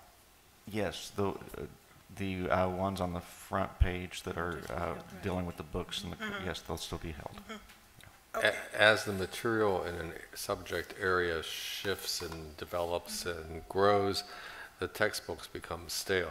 Now, we did have a policy, and I don't know if it's still in effect, that we didn't change textbooks except for after a 3-year period, because we didn't want students to invest a considerable amount of money, which is what Trustee Campbell was saying, in a textbook, and then next year it's not used, and the next year that one's not used. We had situations where textbooks were being changed every year, and there's no buyback. There's no the students don't have the way of recouping any of their investment in those textbooks if they didn't want to keep it. So there was and I think it's still there, that 3 years you couldn't change a textbook at less than 3 years. So we have a policy in place, is that then? There was It's not a something. policy, it's a practice. It's a practice. We just had a textbook advisory committee group Thank you. meeting, and the Follett is actually looking into a licensing agreement, which is much less expensive for students, and it would actually be offered with the course. So you'd be able to access a lot of good things are happening. The rental program is strong. They are practicing not the adoption, or making sure that it is a period of time so that students don't end up buying a text and being stuck with a text, because then Follett won't buy it back. So I think great progress has been made. Their number one concern is affordability. They provided a great presentation to this committee about the negotiations that go on with the marketing and publishers. So they're really doing good work, and that is one of their primary concerns. I'm sorry, are any, I'm really curious to find out, are there any students involved in this textbook? It affects them. Yes. I think it would be wise to have them. Absolutely. Textbook Advisory is a College Planning Council committee. Okay. And it has representation from students, and they are the most vocal on the committee. So. 3 years ago, we had a few students talking in the classrooms about adopt a textbook, and they urged the professors to sign something saying that they'd adopt that textbooks for the next 3 years. Okay. Thank you. Any further discussion now? Seeing none. Student Trustee Campbell, your advisory vote. Aye. All in favor? Aye. Aye. All opposed? Motion is carried unanimously. And that brings us to our first action agenda item under President, the post-sabbatical leave reports. Yes. I have a motion to approve the post-sabbatical leave reports as presented? So moved. Second. It's been moved by trustee O'Neill and seconded by trustee Sanchez. Any Trustee Kimball. I agreed at the same time, so go ahead. Oh, well, that was why I gave you the second. Okay. Because I did this vote first. Okay.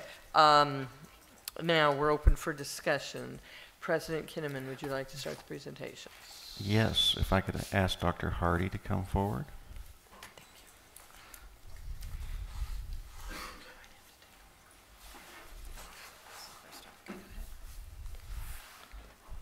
Oh, I'm sorry. Dr. George had his stuff up here first.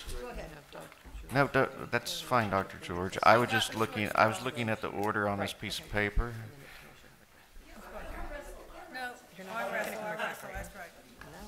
Dr. George is on the screen. I don't have a PowerPoint.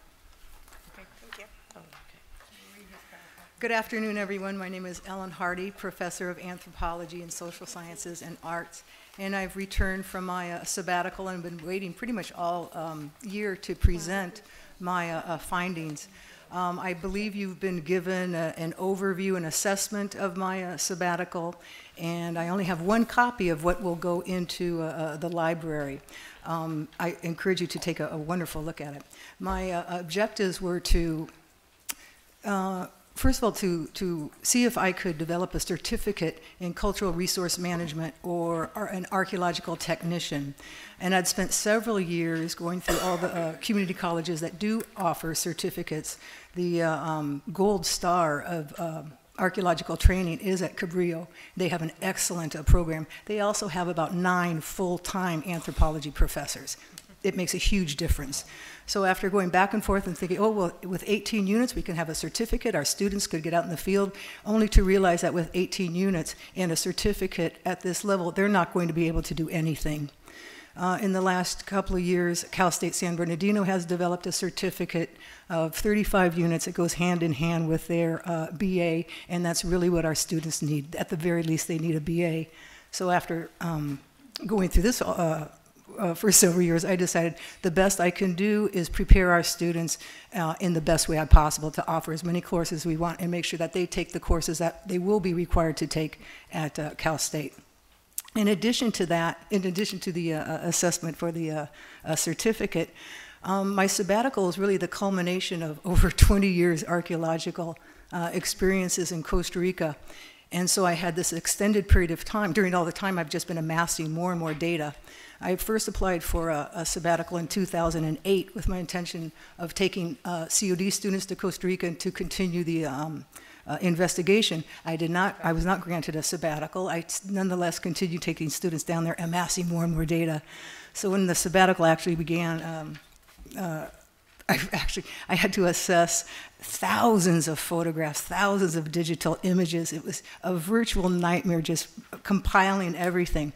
But I was successful in actually compiling all these things, developing a database, and I have a catalog for an archaeological exhibition to be held in the Marx Center Gallery. I hope to be held in November 2015. I can go back through the various posters I have of the exhibition going back to 2012. So, and I do need your assistance in getting this to fruition. I'm hoping to, we need funding. So to take care of that funding, I dedicated it, the exhibition and the catalog, to the Cravens. I discussed with Peggy Cravens over a year ago, at first from the perspective of dedicating it to her husband, and I thought, well, come on, why not dedicate it to her as well? So whereas her husband dedicated historical events and sites, I investigate prehistory. So I thought that was a perfect tie-in. And that's what I did for my sabbatical. The third part of this is actually the exhibition, breaking down the 3 rooms and what I would have in every given room, and several hundred photographs that will be chosen to make up the exhibition. I want to thank you all so very much for giving me this sabbatical. I never would have been able to complete this without it. It's been something that has been so painful as a professional, as an archaeologist, to do all this work and not publish, not get it out there. And I really needed this extended period of time. Throughout all the years when I come back to school, my priority is teaching, and so I don't have any time to work with this at all. So I really desperately needed this, and I'm so very grateful. Thank you very much. Thank you. When will your exhibit be taking place? Why wouldn't it be? When will it be? November 2015. I hope that that the foundation chooses to use it as their President's Circle event. Excellent. Thank you. Thank you. Thank you. Thank you. Dr. George.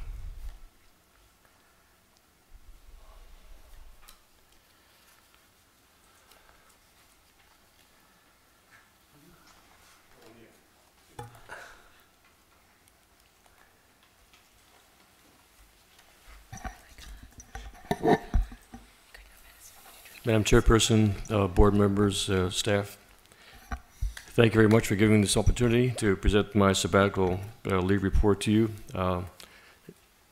Before that, thank you for approving sabbatical in the first place. I've been here for approximately 30 years. This is my first sabbatical, and quite frankly, I was interested in my reaction to being out of the classroom during that time, and it was kind of like interesting withdrawal symptoms.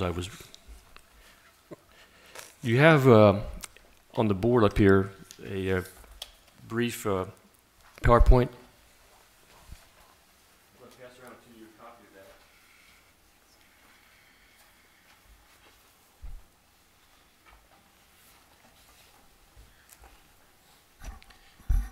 Given that this was my first sabbatical, I took the opportunity to kind of look at my broad involvement in various aspects of the college and try to present something in each of the areas for which I have some level of responsibility.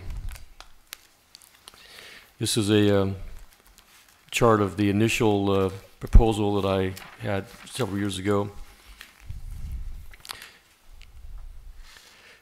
These are the areas that I focused on: hospitality, for which I'm in charge of the hospitality program at the college, small business course that we're going to be changing into a program, also business management, critical thinking, and then an addendum that I developed into the sabbatical. As we got into the whole student success issue, I got very involved with the various task forces and talked with John Fernald, and I got the permission of the President, Kinman, John Jaramillo, to modify my sabbatical leave to get deeper into the whole sabbatical, or the whole student success process. Hello. In hospitality, we had several outcomes. Probably the biggest one for me was my immersion in the hospitality community. Had some 60 interviews, 30 different properties. As a result of that, I developed something called a hospitality career assessment program. The major piece of information I received from our hospitality employers was that we do not have an adequate labor force to sustain a world-class destination hospitality environment. So we have some work to do there. I also developed a hospitality AA degree that focuses on employment preparation, not so much transfer, because most of our students don't transfer, they stay here. So we developed a hospitality AA degree and a certificate, and that's been submitted and is going through the process now.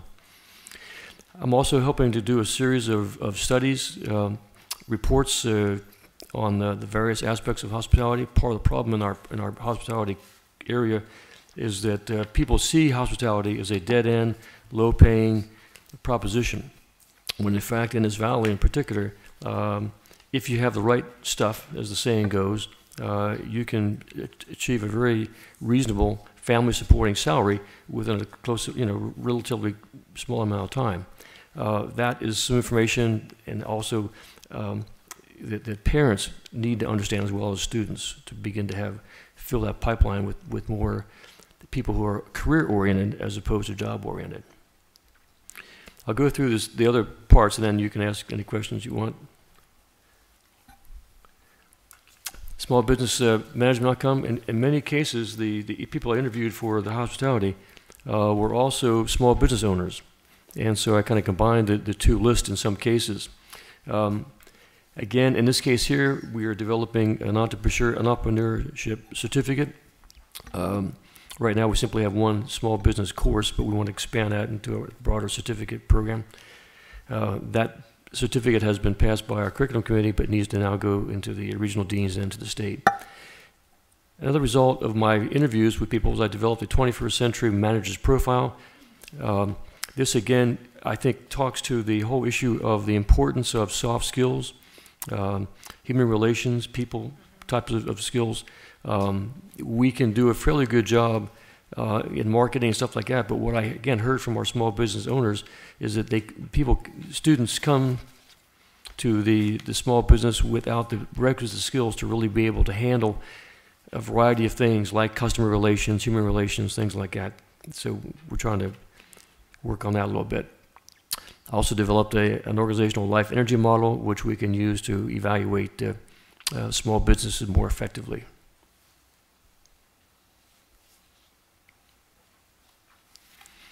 Critical thinking outcomes. I have taught in the past one critical thinking class. It's SOS 4, critical thinking, sociological analysis. One of the things I've put together is a thinking styles survey for the students. Most of my classes start off with a lot of focus on the individual person, learning styles, thinking styles, personality, preferences, things like that. I also developed a full spectrum teaching and learning model. I've been doing that for several years, starting with critical thinking first. And then what I've been able to do is add some other elements to that to make it a more complete teaching and learning model. I've also given that model, presented the model to 2 sessions of new faculty and to the Spring Flex group. Student Success Initiative took probably as much time as anything. I was involved with most of the task forces. I co-chaired one of them, was involved with most of the other ones, and then as a result of that material, developed a second task force draft, which talks about not only the things that we develop, but also some things around the country, practices which I think can help address some of the issues that we have with student success. Those 2 reports are embedded in the original submission of the sabbatical leave report. Again, I want to thank you for your support of this process. My goal now is to have another sabbatical leave before I retire. Any questions? Yes, Dr. George. Question. The hospitality outcomes, are you looking at the AA as is it a management hospitality AA? Is it the program in hospitality it's a hospitality management program. We're not training dishwashers. Okay. Okay. However, we do recommend if you're going to go into hospitality management, you start off with something like dishwashing to understand the basic foundation. What we found out was that most of our students who graduate with the hospitality AA and transfer preparation don't go on to the university, at least initially. Mm-hmm. So the feeling was, if they're going into the workforce, let's get them better prepared to go in the workforce. The articulation agreement with the AA degree for transfer is very limited because they only accept certain kinds of courses. So we were able to take the employment degree and really beef it up so that we had other kinds of programs like principles of management and marketing and a variety of things which really get them prepared to go into at least the entry-level management positions. It also, one other question, it also seems that many of these areas of your project are cross-curriculum. That's correct. And how are you integrating with other departments? Is it working? Our business program is just now considering a proposal I put forward called a Business Institute, where we would in fact look at a variety of cross-curricular issues and core curriculum so that we can have some kind of a coordinated curriculum effort. We don't go too far outside of our area at this point. Clearly, however, there are some general educational electives in some of the programs, but we're still trying to get our own area coordinated more effectively. Thank you. Is there And is there going to be opportunities for like internships for students who are majoring in this area? One of the things that we found, again, as we talked to people, was that our students are going out into the field without, in many cases, adequate experience. So in both of the AA program for hospitality and a certificate for small business program, there is a work experience requirement now, ranging between 100 and 300 hours. And those hours, like in the case of Cal Poly Pomona, would be accepted by them as part of their requirements. So their requirement's 800 hours, and if our students take 300 hours, then they only have to do 500 hours at Cal Poly Pomona. So that was a major lack in our programs, quite frankly. Thank you.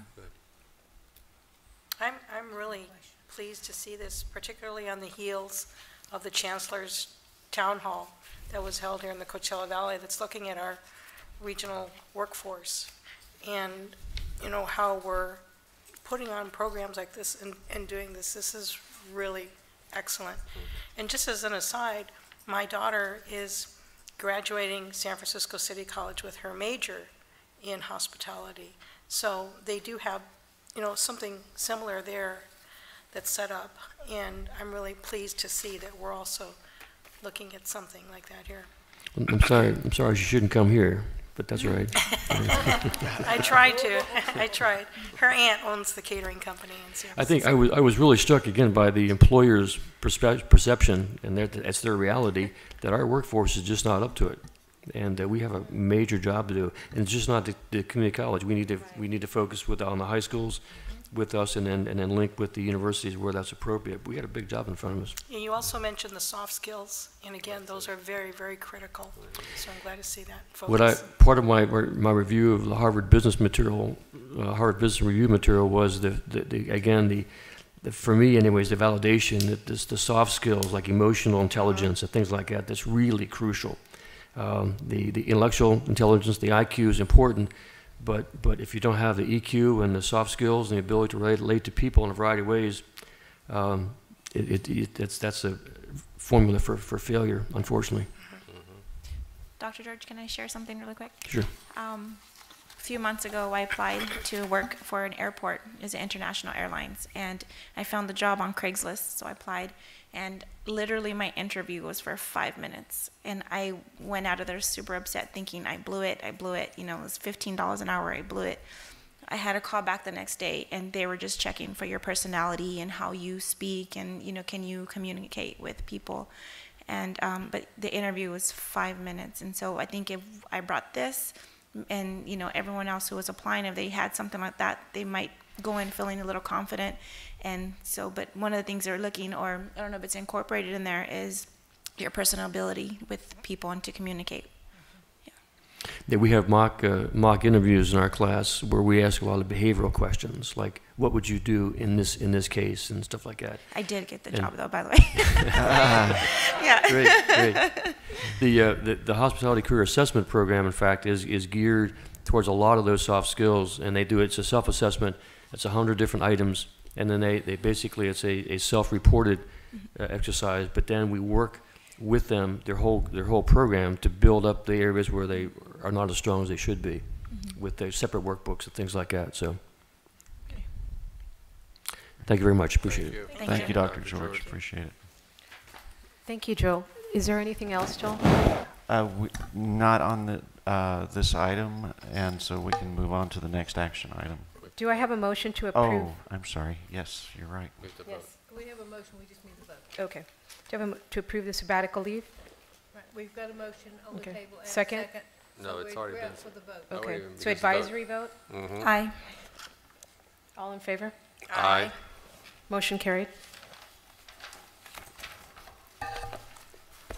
Action item 11C1, Board Policy 2210, Officers of the Board, first reading.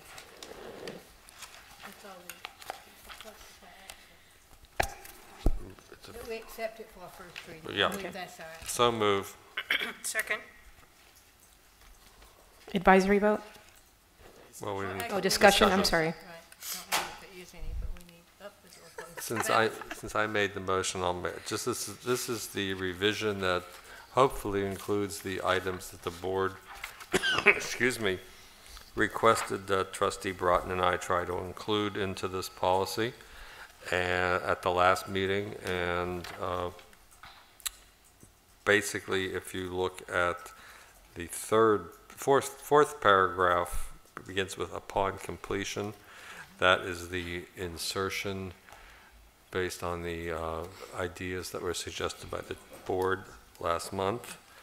I know Trustee Wilson brought up a question about we maybe perhaps should address the function of the past chair in here, which we did not do, as being the representative of the foundation, but that was not our major task this time around. So what was our task was the what you see in paragraph 4 upon completion.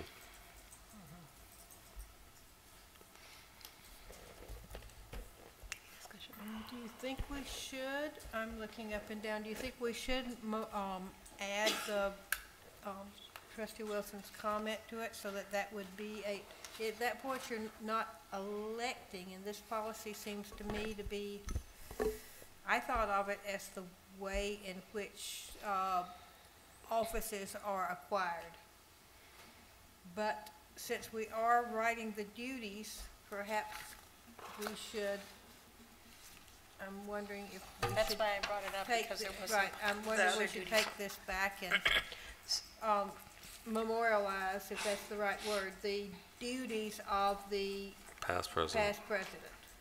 I would be happy to move this item forward with that just caveat that we would do that the definition of the past chair be included.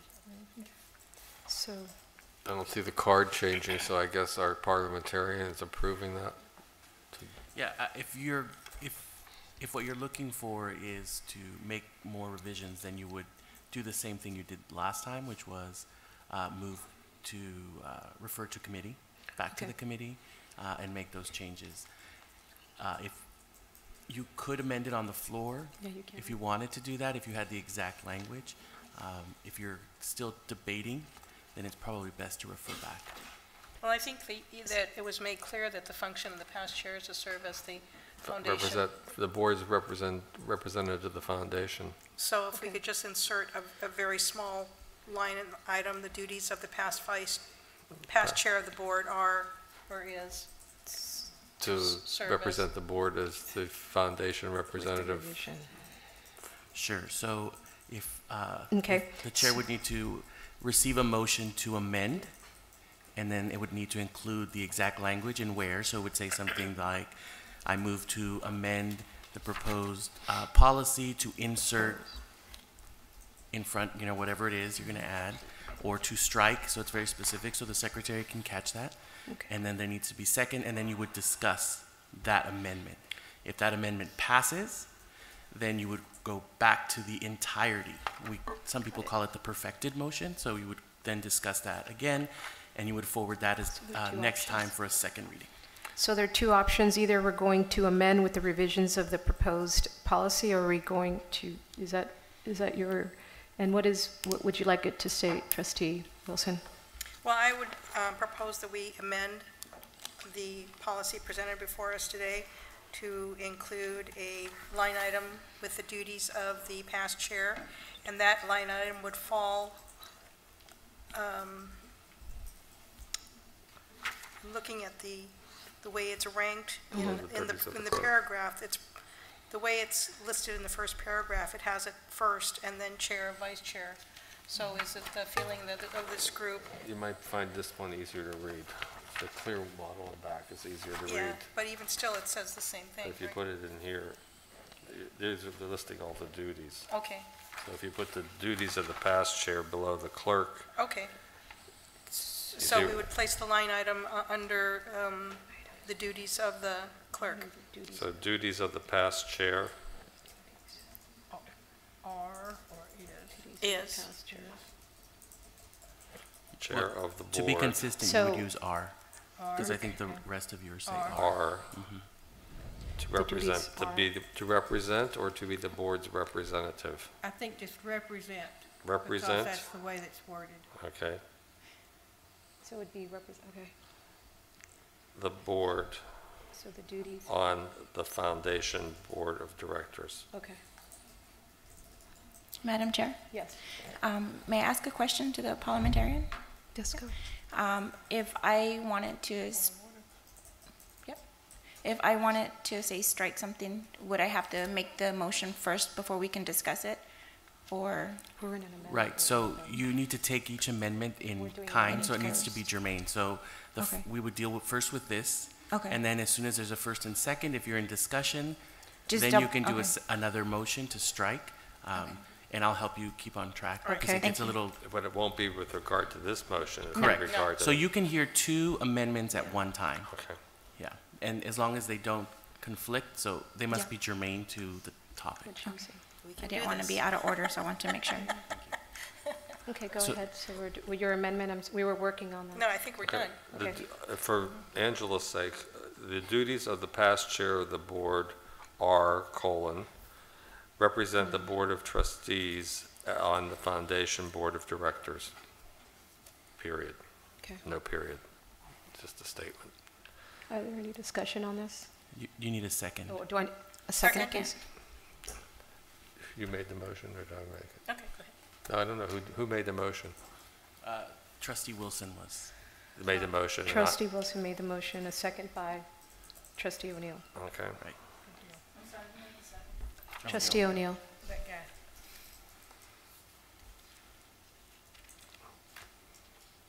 So now, parliamentarian, did we vote Discussion on on this? this. Now, We vote? discussion? No, discussion on Discussion. that amendment. Discussion. I have no discussion. Seeing none. So Let's the go chair now. could now ask if there are any objections to that amendment. Is there any objections to the amendment? Nope. Seeing that? Correct. We'll move forward. So now Okay. you have a perfected motion with that item, and I believe Trustee Campbell wanted to strike something. This would be the appropriate time to do that. Okay. I'd like to strike a majority vote of the board is required to confirm the member to hold the office. And only because I did have the opportunity to speak to my Senate about that, so I'd give the reasoning then, if it was, So it requires a second if you want to. no, I understand. Is there a second?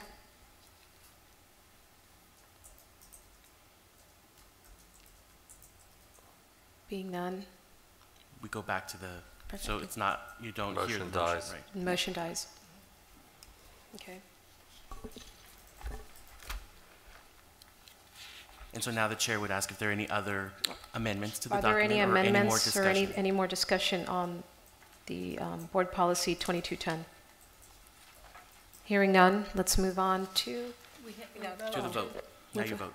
oh, no, we're going to vote. We accept it as a first. As a Okay. first reading, correct. So we're accepting it as the first board meeting, first reading. reading. Right, first reading. Perfect. Our vote? Advisory vote? Aye. All in favor? Aye. Aye. Aye. Motion carried. Thank C2. Madam Chair? Yes. Just in compliance with the new requirement of the Brown Act, if you don't hear any objections, then you need to say that I hear that as a unanimous vote. Okay. Now approval of the nominations for emeritus status. Do So I have- moved. Okay. Second. Any discussion? Yes, please. I didn't get to say anything at that event as I couldn't be there. And I wanted to also congratulate all of our retirees. But I also wanted to talk about these 4 people who I have known. Tom Gilman and I go back 25 years. And he was here when I came. He had been here a year. And Carol and Paul and Doug, I've been involved in all of their lives, and they've been mine when I was here on staff and since. I do need to commend the individuals who wrote the recommendations for their emeritus status, because they really captured the essence of these individuals. If you know them, you know what was written was really reflective of them as colleagues and people. It was just very, very moving. And I wish them all the best. I wish all of our retirees all the best in their retirement. And I hope that these 4 individuals will enjoy their emeritus status. Thank you. Any more comments? Okay. Now, do I have a motion to nominate Lynn Tom Gilbin, Carol Lisquay, Paul You did. Mag. Oh, You had it. You already have a motion. oh, You but I had the wanted to motion. stay in record of the names of the people. Do I need to state their names? No, it's already Okay. part of the record. Okay. So, second? It's already Oh, we have been a second. done. Okay, any discussion? Advisory vote, student trustee Campbell? Aye. All in favor? Aye. Motion carried unanimously.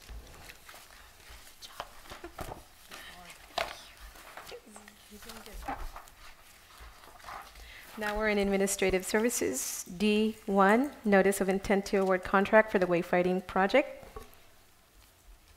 So Do I moved. have a motion? So Okay, moved. thank you. Second. Second. Any discussion on it?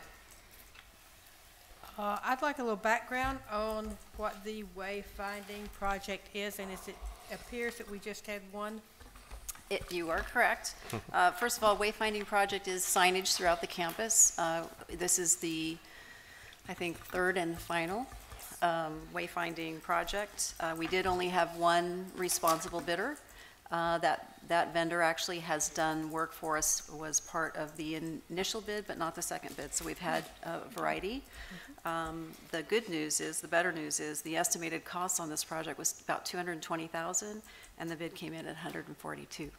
So we were very pleased, and knowing that this is a responsible bidder, and we have past practice with him, he was well thought of, and we're happy to have his bid.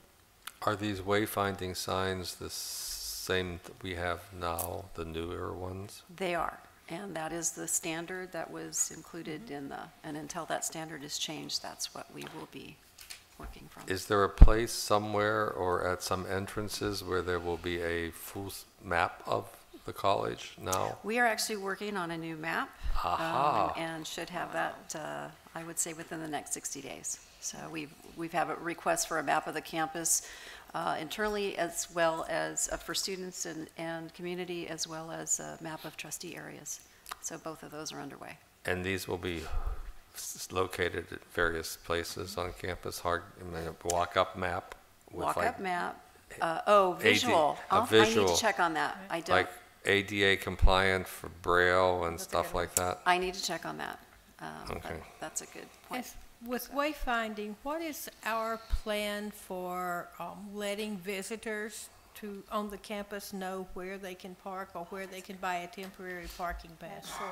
Is there something in the plans there? There is part of wayfinding. Actually, we'll include that, and we're actually expanding our day passes, so that will be done. We've had some problems with the day pass, no one knowing where it is, so Yes. we're actually going to have some better signage. And it is a solar-operated system, and when there's a lot of usage, and on a day like today, it doesn't run long. So we are actually hooking it, there's a project going on to hook it to electrical so it will have backup power and be fully operational. I find it embarrassing when new students come on campus, especially early in the year or late in the term before they're going to be students the next term, and they ask where they can park, and I don't know. It is, I mean, as a person that came to campus for an interview, and I had the same problem. So it is a problem, and we are working for a solution. Part of this wayfinding project does include day parking. And if you remember, I believe Stan Henry, our interim director of security, did a presentation on parking spaces, and we're actually working to have more parking. In fact, I'll have to look into where that proposal is.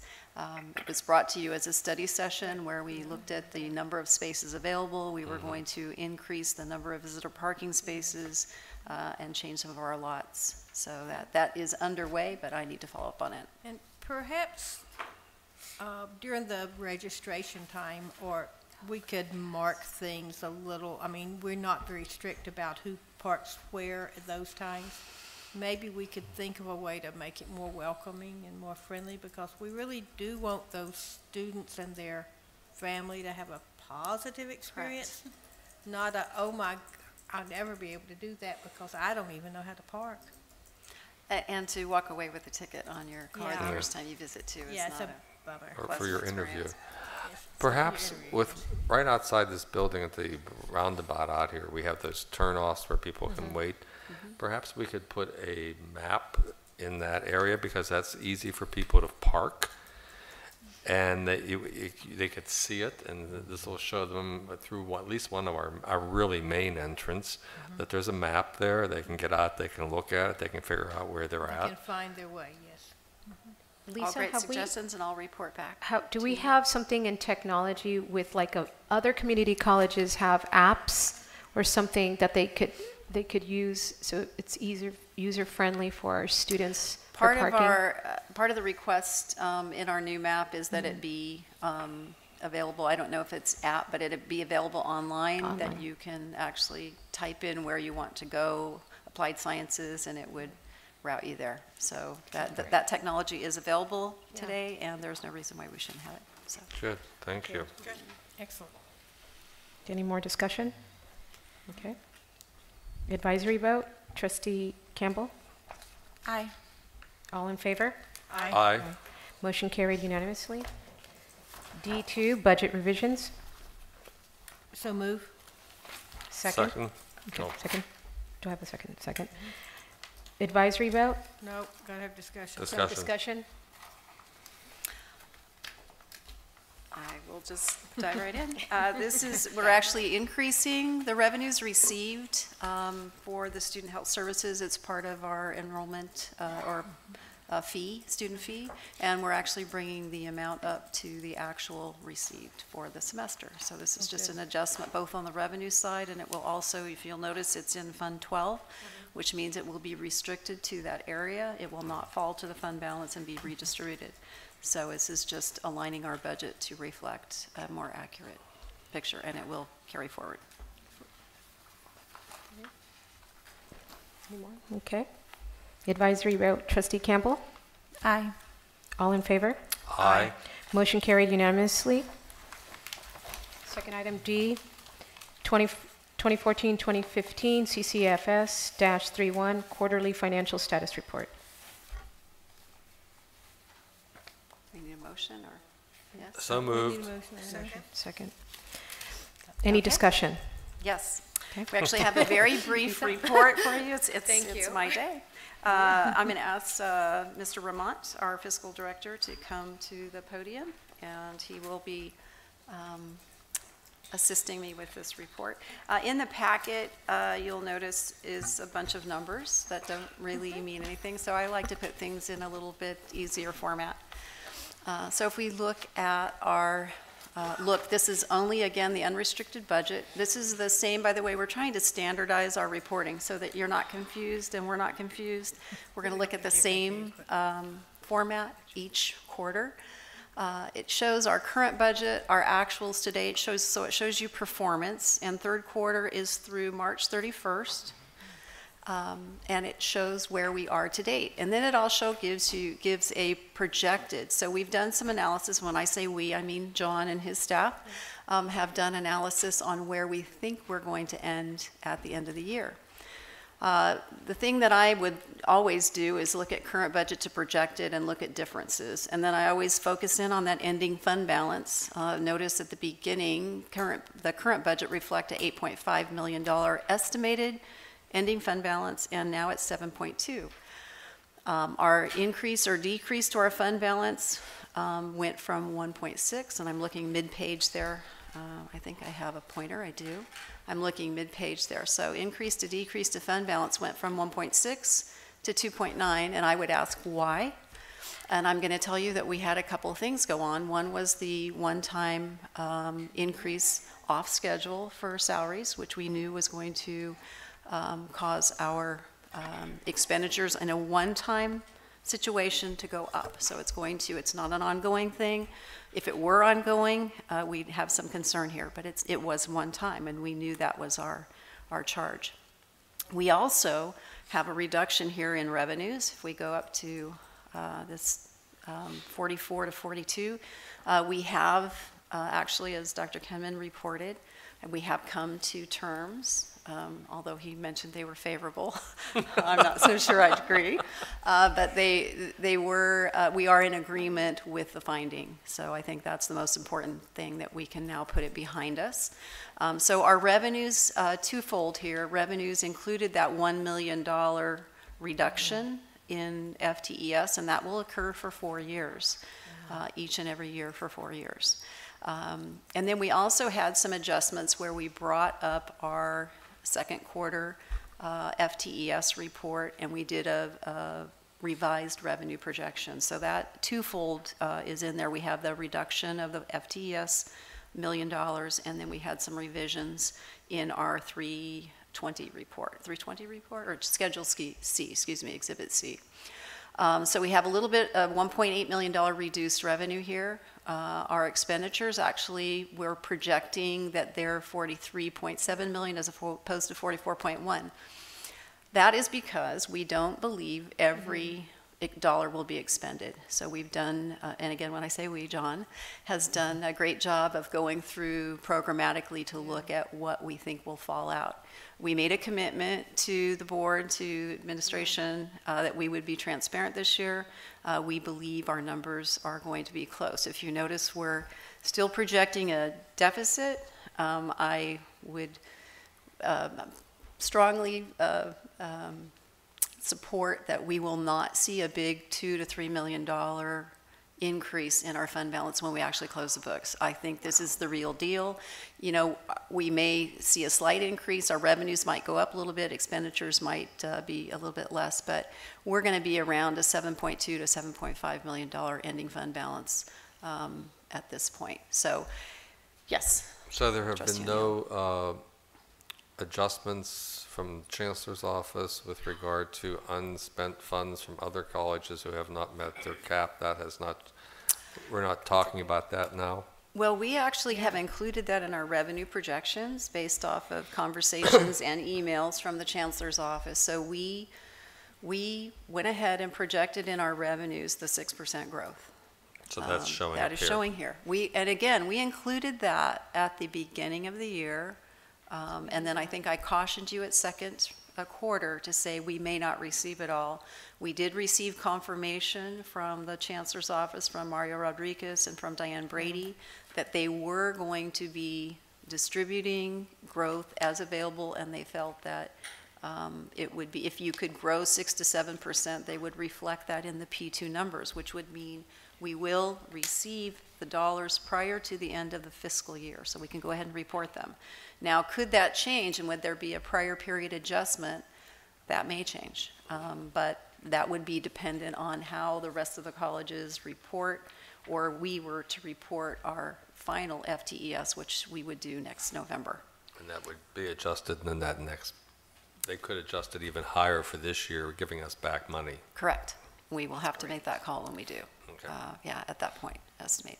So I don't know if there's, oh, wait a minute, let's go back. I don't know if there's any questions really on the expenditure changes. John is here to answer the surplus or deficit. If you notice, this grew from 148,000 of deficit to 1.5. We had $1 million set aside. I'll go to that next slide. The $1 million that was set aside for other one-time designation, that was actually the money that we were setting aside for increases, off-schedule increases. That actual cost came in at about 1.1 million, so we were slightly off, but at the beginning of the year, that dollar amount was there, and it remained in our current budget until this projection. And notice here as well, we had this $1 million FTES reserve for dispute. So of that, that's $2 million, and if you notice, our difference over here is not quite 2, but we've adjusted some of our expenditures. So all in all, we're in a very good place. We're still very fiscally solvent. We are taking care of that ending fund balance, which we've been criticized to have. I mean, thank goodness the college was conservative and did have it during those bad times. We do have a budget study session after this that we're going to talk about all the good news that was delivered yesterday from the governor's May revise, and it puts us in a place to talk about good and increases in funding coming up. So any questions on any of the numbers, or you're getting off easy, John? Yeah. So, John. John. Thank you. I think that's, yeah, and then questions, that's all I have. So, what I'm going to, because I can't be quiet.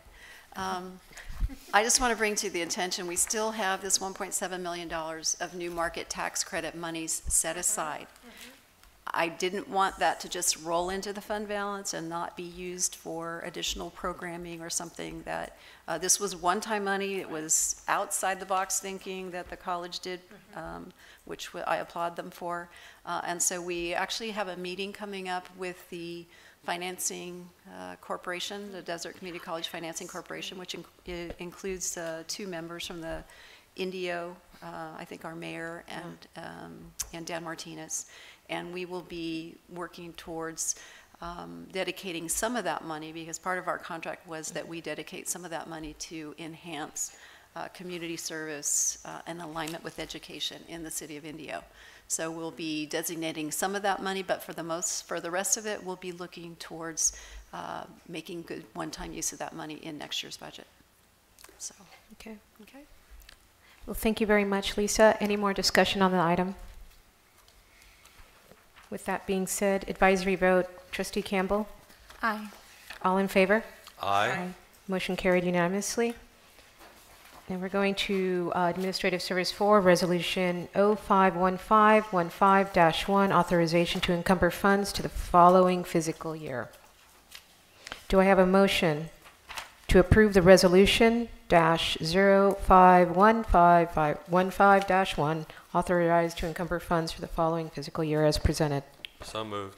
Second? Second. Any discussion? Just quickly, this allows us, something we instituted last year, just allows staff to purchase materials prior to leaving for the summer so that they're here for students and staff when they return. It's better than the old days, sitting around with things on your desk and you leave and have somebody rush in to throw them at your desk on July 1st. So yes, this makes a lot more sense. Any more discussion from the board? Okay. Roll call vote. Dr. Kinnaman, please, will you conduct the roll call vote? Trustee Campbell. Aye. Trustee Broughton. Aye. Trustee O'Neill. Aye. Trustee Wilson. Aye. Trustee Sanchez. Aye. Motion carried unanimously. Okay. Now we have Administrative Service 5, D5, Resolution -051515-2, authorized participation in the SISC GASB GASB 45 Trust. So moved. Do I have a thank you. Cindy, second? Second. Okay, any discussion? Yes, let me please, since Okay. I represent this. I want to thank everybody on the committee. I want to thank Vice President Howe and John Ramont and everyone who participated. We are finally moving forward. We have a very good company, I believe. This is our insurance provider. Yes. And they sort of came out of the woodwork. I'm sure Lisa might want to talk about this. And we were thinking we were going a whole different route, and then they appeared. And we are saving considerable amount of money in costs associated with the program, going from a $45,000 to $50,000 cost to a $5,000 cost. Really? Yes, and so Lisa's happy whenever you see that big smile where you saved money, and we are finally investing half of this money into this trust, and we will be making some money, so we won't be losing money because of the deflation dollar value. And I just think it's wonderful. I was served on the first GASB committee when this was first established, and that was a long time ago. So we've finally gotten something moving. Come a long way, baby. A long way, baby. And it's just, we're investing. It was also a good shared governance activity. Great. Because the Health and Welfare Committee referred it back to the Budget Committee to take a look at the amount of money to be invested. So it was a good effort of shared governance, and we're moving forward. So I highly recommend that we authorize this. For those of you who are not familiar with this, this allows us to put money into a trust to generate funds to cover our future liabilities for employees' early retirement insurances. And if the college would go bankrupt, that's why which we never explained to the committee. I'm not sure they ever got it. If the college was to go belly up, which a few years ago we thought was a real possibility, this money that's sitting there, this almost, what is it, $7 million now almost? $7 million, but depending on what you put into the irrevocable trust would be the amount that's protected. Okay, Yes. so but we have about a $7 million liability, and that if we went belly up would be there to provide for all those benefits for those people who would need them in the future. So that's why the amount of money is so extremely high. Yeah, otherwise it could be much less, but when you think about the potential, that's the reason for this money, and this money will be generating us some funds now. Correct. So in general, when you look at retiree benefits, it's the cost of health benefits provided to our retirees, which they earn over time. So it's a deferred, it's referred to as deferred compensation. Many districts, K-12 as well as community colleges, are not fully funded in this area. So the Desert Community Colleges is probably in 5%, I would imagine, 5%, if that. So again, applaud prior administration for setting the money aside. The piece that wasn't completed, and although it was started many times, the piece that was not completed was getting the money into an irrevocable trust. We know, and I'll tell you, Fresno Unified is one great example that was funded very well, and when times got bad, they went ahead and raided that money. And so you're taking money that was earned by your past staff or current staff and utilizing it for something else. And once you spend it, it's very, very hard to come back to. So we have a golden opportunity. It's going to do many things. It's going to secure our benefits for the future for our retirees. It also is going to relieve the general fund of nearly $700,000 of expenses per year, because the money that is generated on interest earnings is going to offset the one-time expenditures that have to go into that fund. So it was a great effort by the groups. We came together, we learned along the way, and we reached consensus, and I'm going with a great company who CISC is one of the very largest providers of insurance, health insurance to to school districts, public agencies. We know we have great experience with them as our current provider, and we're excited to take this next step. We're going to go slowly into this. Again, I think our agreement was up to half, but you'll be made aware along the way what the next steps are. So we appreciate that. Do you want to tell this group what you projected their annual return has been about 7%? Boy. Is that what you said? I don't remember. Some years John, they John made, is shaking his head. right, John is here. John, would you like to come up? Okay. They've had some extremely high years of 19% returns and some extremely... And currently we're earning less than 1/2%. So it's a significant earnings. And on, $2.5 million, $3 million, that's a big chunk of change. So. I think we did a great job. Any more discussion on this great accomplishment of the team and shared governance? Doing so, roll call vote. Dr. Kimman will conduct the roll call vote. Trustee Campbell. Aye. Trustee Broughton. Aye. Trustee O'Neill. Aye. Trustee Wilson. Aye. Trustee Sanchez. Aye. The motion carried unanimously. Now we're going into our favorite study session, 12. And the first one, agenda item request from the April 2015 board meeting, A. And I think it's going to be up to realignment update. President Kinnaman, please. Thank you, Trustee Sanchez. I believe that we want to push this to our next meeting. We'll have additional information that we can provide an update at that time, and then if we could. And the chair said she'd be angry if we did this Exactly. without her being here. Okay. You can say that. And then not Trustee Howell, but Vice President Howell. I hope that's not a premonition. Vice President Howell will do a presentation on the May revise. Okay. Okay. As many of you are aware, the governor released the May revise information this week. I believe we received most of the information yesterday. I don't remember when the actual conference or was it Wednesday? Thank you, Trustee O'Neill. Yeah, Wednesday. So we have really good news. We projected that we would have, or predicted that we'd have good news, and the news with the January budget got better, much better.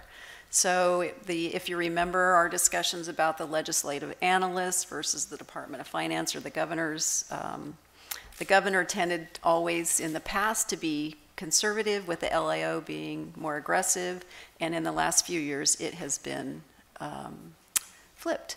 So great news. Oh, sorry. Great news for education. The 14-15 windfall. Now, we've been talking most of the year about projections coming in, or actuals coming in much greater than projections. $3.3 billion over projections. That's a significant amount of money. So $3.1 billion is projected to come to education as one-time dollars. So when we talked earlier about assigning some one-time dollars, these are indeed one-time dollars that will come to us. So we have to be careful on how we spend them. They are not something that will be an ongoing annual apportionment. But we do have some opportunity here. In 15-16 education budget, now this is the ongoing piece of it, is projected to increase by $2.7 billion over the January proposal. And now I'm saying primarily ongoing because there's a small portion of this that isn't ongoing, but for the most part, that's the amount that we really care about. And if this budget is anything like last year's budget, we know that this projection is probably on the lighter side, but we will, again, being conservative, we will stick with that number, yes. When you're saying education, you're referring to K-14? K-14, Okay. K-14. So this is just the general overview. And we're going to get into the community college piece on the next slide. So the most important thing, well, it's all important, I guess, but the really nice thing is that the Prop 98 gains, you remember my skeptical comments last year about Prop 98 doesn't mean anything anymore, it's diluted, and they find ways to go around it. This governor, Governor Brown, needs to be applauded because he took this at the letter of the intent that it was, and he really has designated this money to go back to education, and it almost eliminates the maintenance factor. And when you talk about a maintenance factor, it's really what they owe us under statute. Now, when they have a big dollar amount that they owe us, they try to dilute how that's provided to us. So they'll try and take some of that money and put it outside of Prop 98. This governor said, no, we are remaining with the intent of this language, and we are going to pass all this money on. So the elimination of the deficit factor, or of the maintenance factor, is significant. Now, when we think about what does it do for it, it just gets us back to where we were. That's the really sad part of it. And if you notice down here, the Public Policy Institute of California estimates that California community colleges faced up to nearly $1.5 billion of cuts, or 18% reduction in their purchasing power. And that's really sad over that period of time. So you're asked to do more with 20% less. So what this means for community colleges, $619 million in proposed augmentations. Now, I'm gonna caution us, because the May revise is here, and it's great news, but it's not adopted. So a lot of times we'll rear up in fact, I had a staff director came in today to say, when can I start spending my, yeah. There's a long way to go yet. So, but we think it's going to be all good news. But the more money that goes to education, the higher pressure the other groups are going to put on the budget committee and the governor. So we're cautiously optimistic. 3% enrollment access growth. So that is up from 2%. So that's significant for our college because we are in a growth mode. Many colleges are not. So again, when we looked last year at the 2.75%, we grew 6%. We obtained 6% growth. Knowing that there's an additional 3% coming, we could, if we can find the students, we could do that again. And that is significant from a base moving forward. and especially as we're looking to expand our college campuses in West Valley and East Valley. This gives us hope for the future. 267 million for base allocation funding. This is up from 125 million. That is also significant. That is ongoing, unrestricted money that will go a long way to hire, retain, pay equitable salaries, and to provide students with better education opportunities, expansion of program. 626 million for mandate apportionment, again up from 351. Notice that each of these similar, almost 100% increase. You know, it's pretty close. So what is that mandate apportionment? If you know, remember the mandates, I mean, I don't think that they hold a lot of merit any longer because nobody's doing them anymore because there hasn't been any money. It's coming to us in the form of FTES, per FTES, which means it's no longer going towards a specific need. They've relaxed even though we still have to provide those, the services, they're really encouraging, and there was a lot of talk in January about encouraging taking this money and using it towards SDRS and PERS shortfall.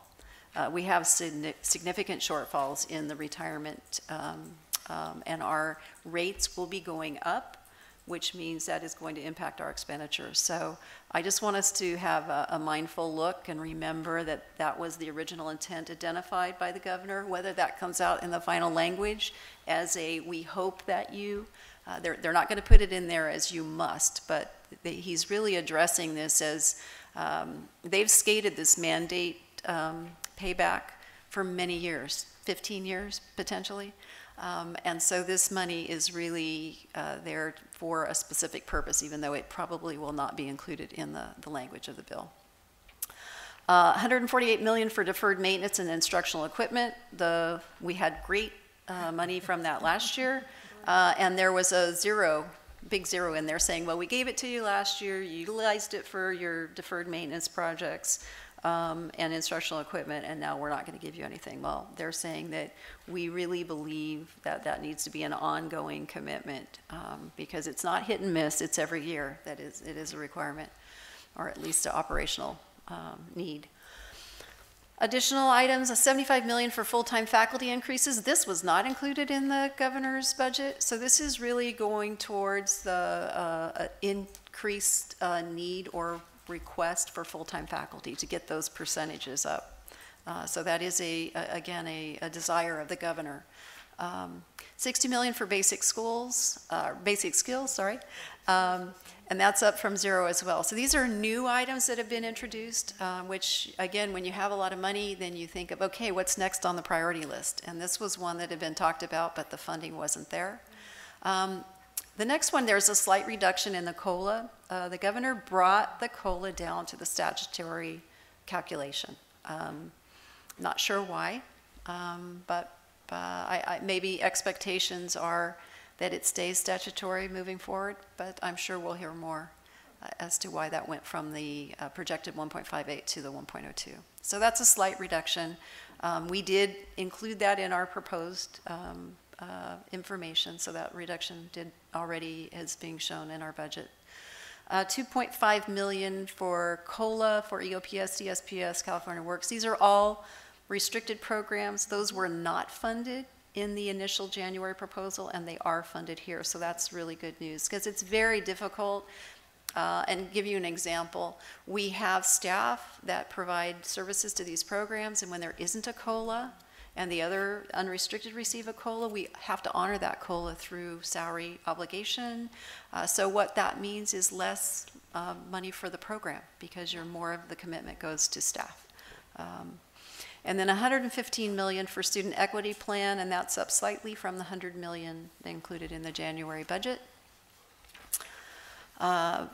We will have more information, by the way. This was just released, so we'll have more information. I'm actually attending the budget conference Monday, Tuesday of next week, and we'll bring back a full recap. So here's where we are in our current 15-16 budget calendar. The May revise was released. We actually realigned our budget. We had a budget subcommittee meeting that was supposed to occur this past week, but we moved that knowing that we wouldn't have information from the governor's May revise. So we went ahead and adjusted that to June 1st. We have another meeting on June 8th so that we can go through the list of PRUs and talk about priorities and where make recommendations. Then we'll adopt the tentative budget or present it to the Board of Trustees for consideration for adoption on June 18th. We hope that you adopt it. And then our final, the state budget will be adopted sometime before the 30th. There will be significant pressure from the Health and Human Services, other agencies that are outside of Prop 98. So depending on how strong, I'm going to predict that this governor holds firm. He is pretty dedicated to education at this point, so we're very, very happy to see that. But we will not know the real deal until that state budget is finally adopted, and then of course we'll have the trailer language that follows. And then we will have our final budget adoption on September 18th. We do have a few more budget committee meetings, I believe, that we're aligning up for September so that we have the opportunity to, when staff return or faculty return, that they have the opportunity to provide some input. So we're making sure that process is alive and well. So these are the members of the budget committee. And we always want to show that there is certainly great participation. We have very lively meetings, and they're becoming much more interactive, which is great. Here are the assumptions that we'll be using for the tentative budget, and these, again, are just this column here. Notice, again, I'll point out the increase in SDRS from 8.25 8.88 to 10.73. That's significant. $200,000, I think $250 is what we projected. And in the PERS rate, not so high of a increase, but that rate is increasing as well. As interest rates go up, I anticipate that these numbers will go down. If you remember my previous presentations when we looked at what they're projected to go up to, STRS is projected to be nearly 20%. Is that correct, John? Nearly 20% by 2019-20, or yeah. And that is going to be a significant. So when you talk about the amount of money that's dedicated to salaries and benefits, that will cause that percentage to go way up, which means the rest of the budget that's available for program will go way down. So we're hoping that that doesn't happen. Do you think there'll be any adjustments in that process once the economy shows it's turned around and the investments from STRS and PERS are generating more money? Do you think they might adjust that? Absolutely. I absolutely do. Interest rates are going to be going up. We've been saying that for how long, but they will. And also, as those go up and the economy stabilizes, I think the actuaries will show a reduced liability, which will cause those rates to go down. So our thoughts on the governor's budget: health and education were the focus, and we applaud him. Significant one-time monies are expected, so we have to remember one-time monies need to be spent on one-time things. Now, the really good news is that we have both coming our way, ongoing and one-time. So we want to make sure that we articulate how much is coming that is one-time and how much that we believe is ongoing, and dedicate those monies accordingly. Prop 98 intent was honored by Governor Brown, and we commend him for his efforts. I can't say that enough, because that hasn't happened for a very long time. Education has been the hardest hit of any area since 2007-8, and it's about time we get back on track. So other programs did not fare as well as education, and there will be significant pressure. So we just hope that Governor Brown holds firm, as I said before. So our tentative budget is under construction. We will provide you that information. I anticipate getting a lot of the details at the conference. We'll come back and run it through the Galaxy system and come up with what that means to us specifically, and then we'll be presenting a detailed presentation when we proposed or tentative budget in June. So with that, that's all I have. Just a comment, observation. The money we got for Gatsby, that original $5 million, was one-time money, and that has done us very well. It's put us in a place where probably very few other colleges or other state agencies are in. I would hope that if we get this one-time money, we just don't look at this as let's rush and spend it.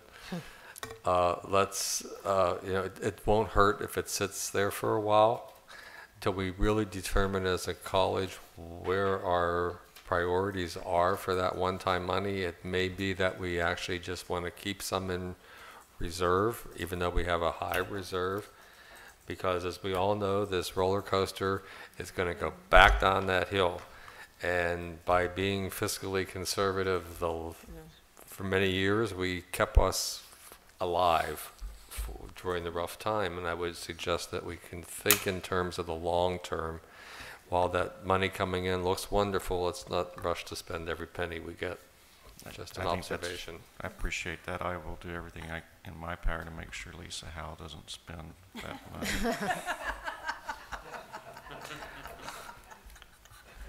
Any more comments? She's very fiscally conservative. That's why I have to take a jab at her a little bit there. But I hear you, because we see this in California. It's just a cycle that goes back up and down, and we need those resources to be able to offer classes whenever we may not have the funds coming from the state to be able to offer them. And Prop 98 was designed to help prevent that from happening, and it really didn't, because Prop 98 funds were used to keep everything afloat. So it didn't, the intents get lost over the years. Okay. Thank you very much for a thorough report, Lisa. Any more comments? Does anyone have anything for the future agenda items? I do. Okay. When we were talking, Vice President Howell brought to mind, we used to get periodic reports on our relationship with the bookstore and what was going on with regard to student textbooks. And we heard a number of questions about textbooks and stuff today, and we haven't had that information in some time. How is the rental program expanded? You mentioned the new program going in. It might help us to have an update. I mean, we don't need it every month like we were getting handouts every month. They sold so many books and so on. But I do think it would be a good idea every now and then we had an idea what is going on there, what's happening. Okay. Any more comments? Well, on behalf of the college trustees, the class of 2015, we'll see you all in their graduation, seeing that there's no more business on our agenda and there are no more objections to adjourning the meeting. If no objection, this meeting will be adjourned at 3 o'clock. Thank you so much. Thank you.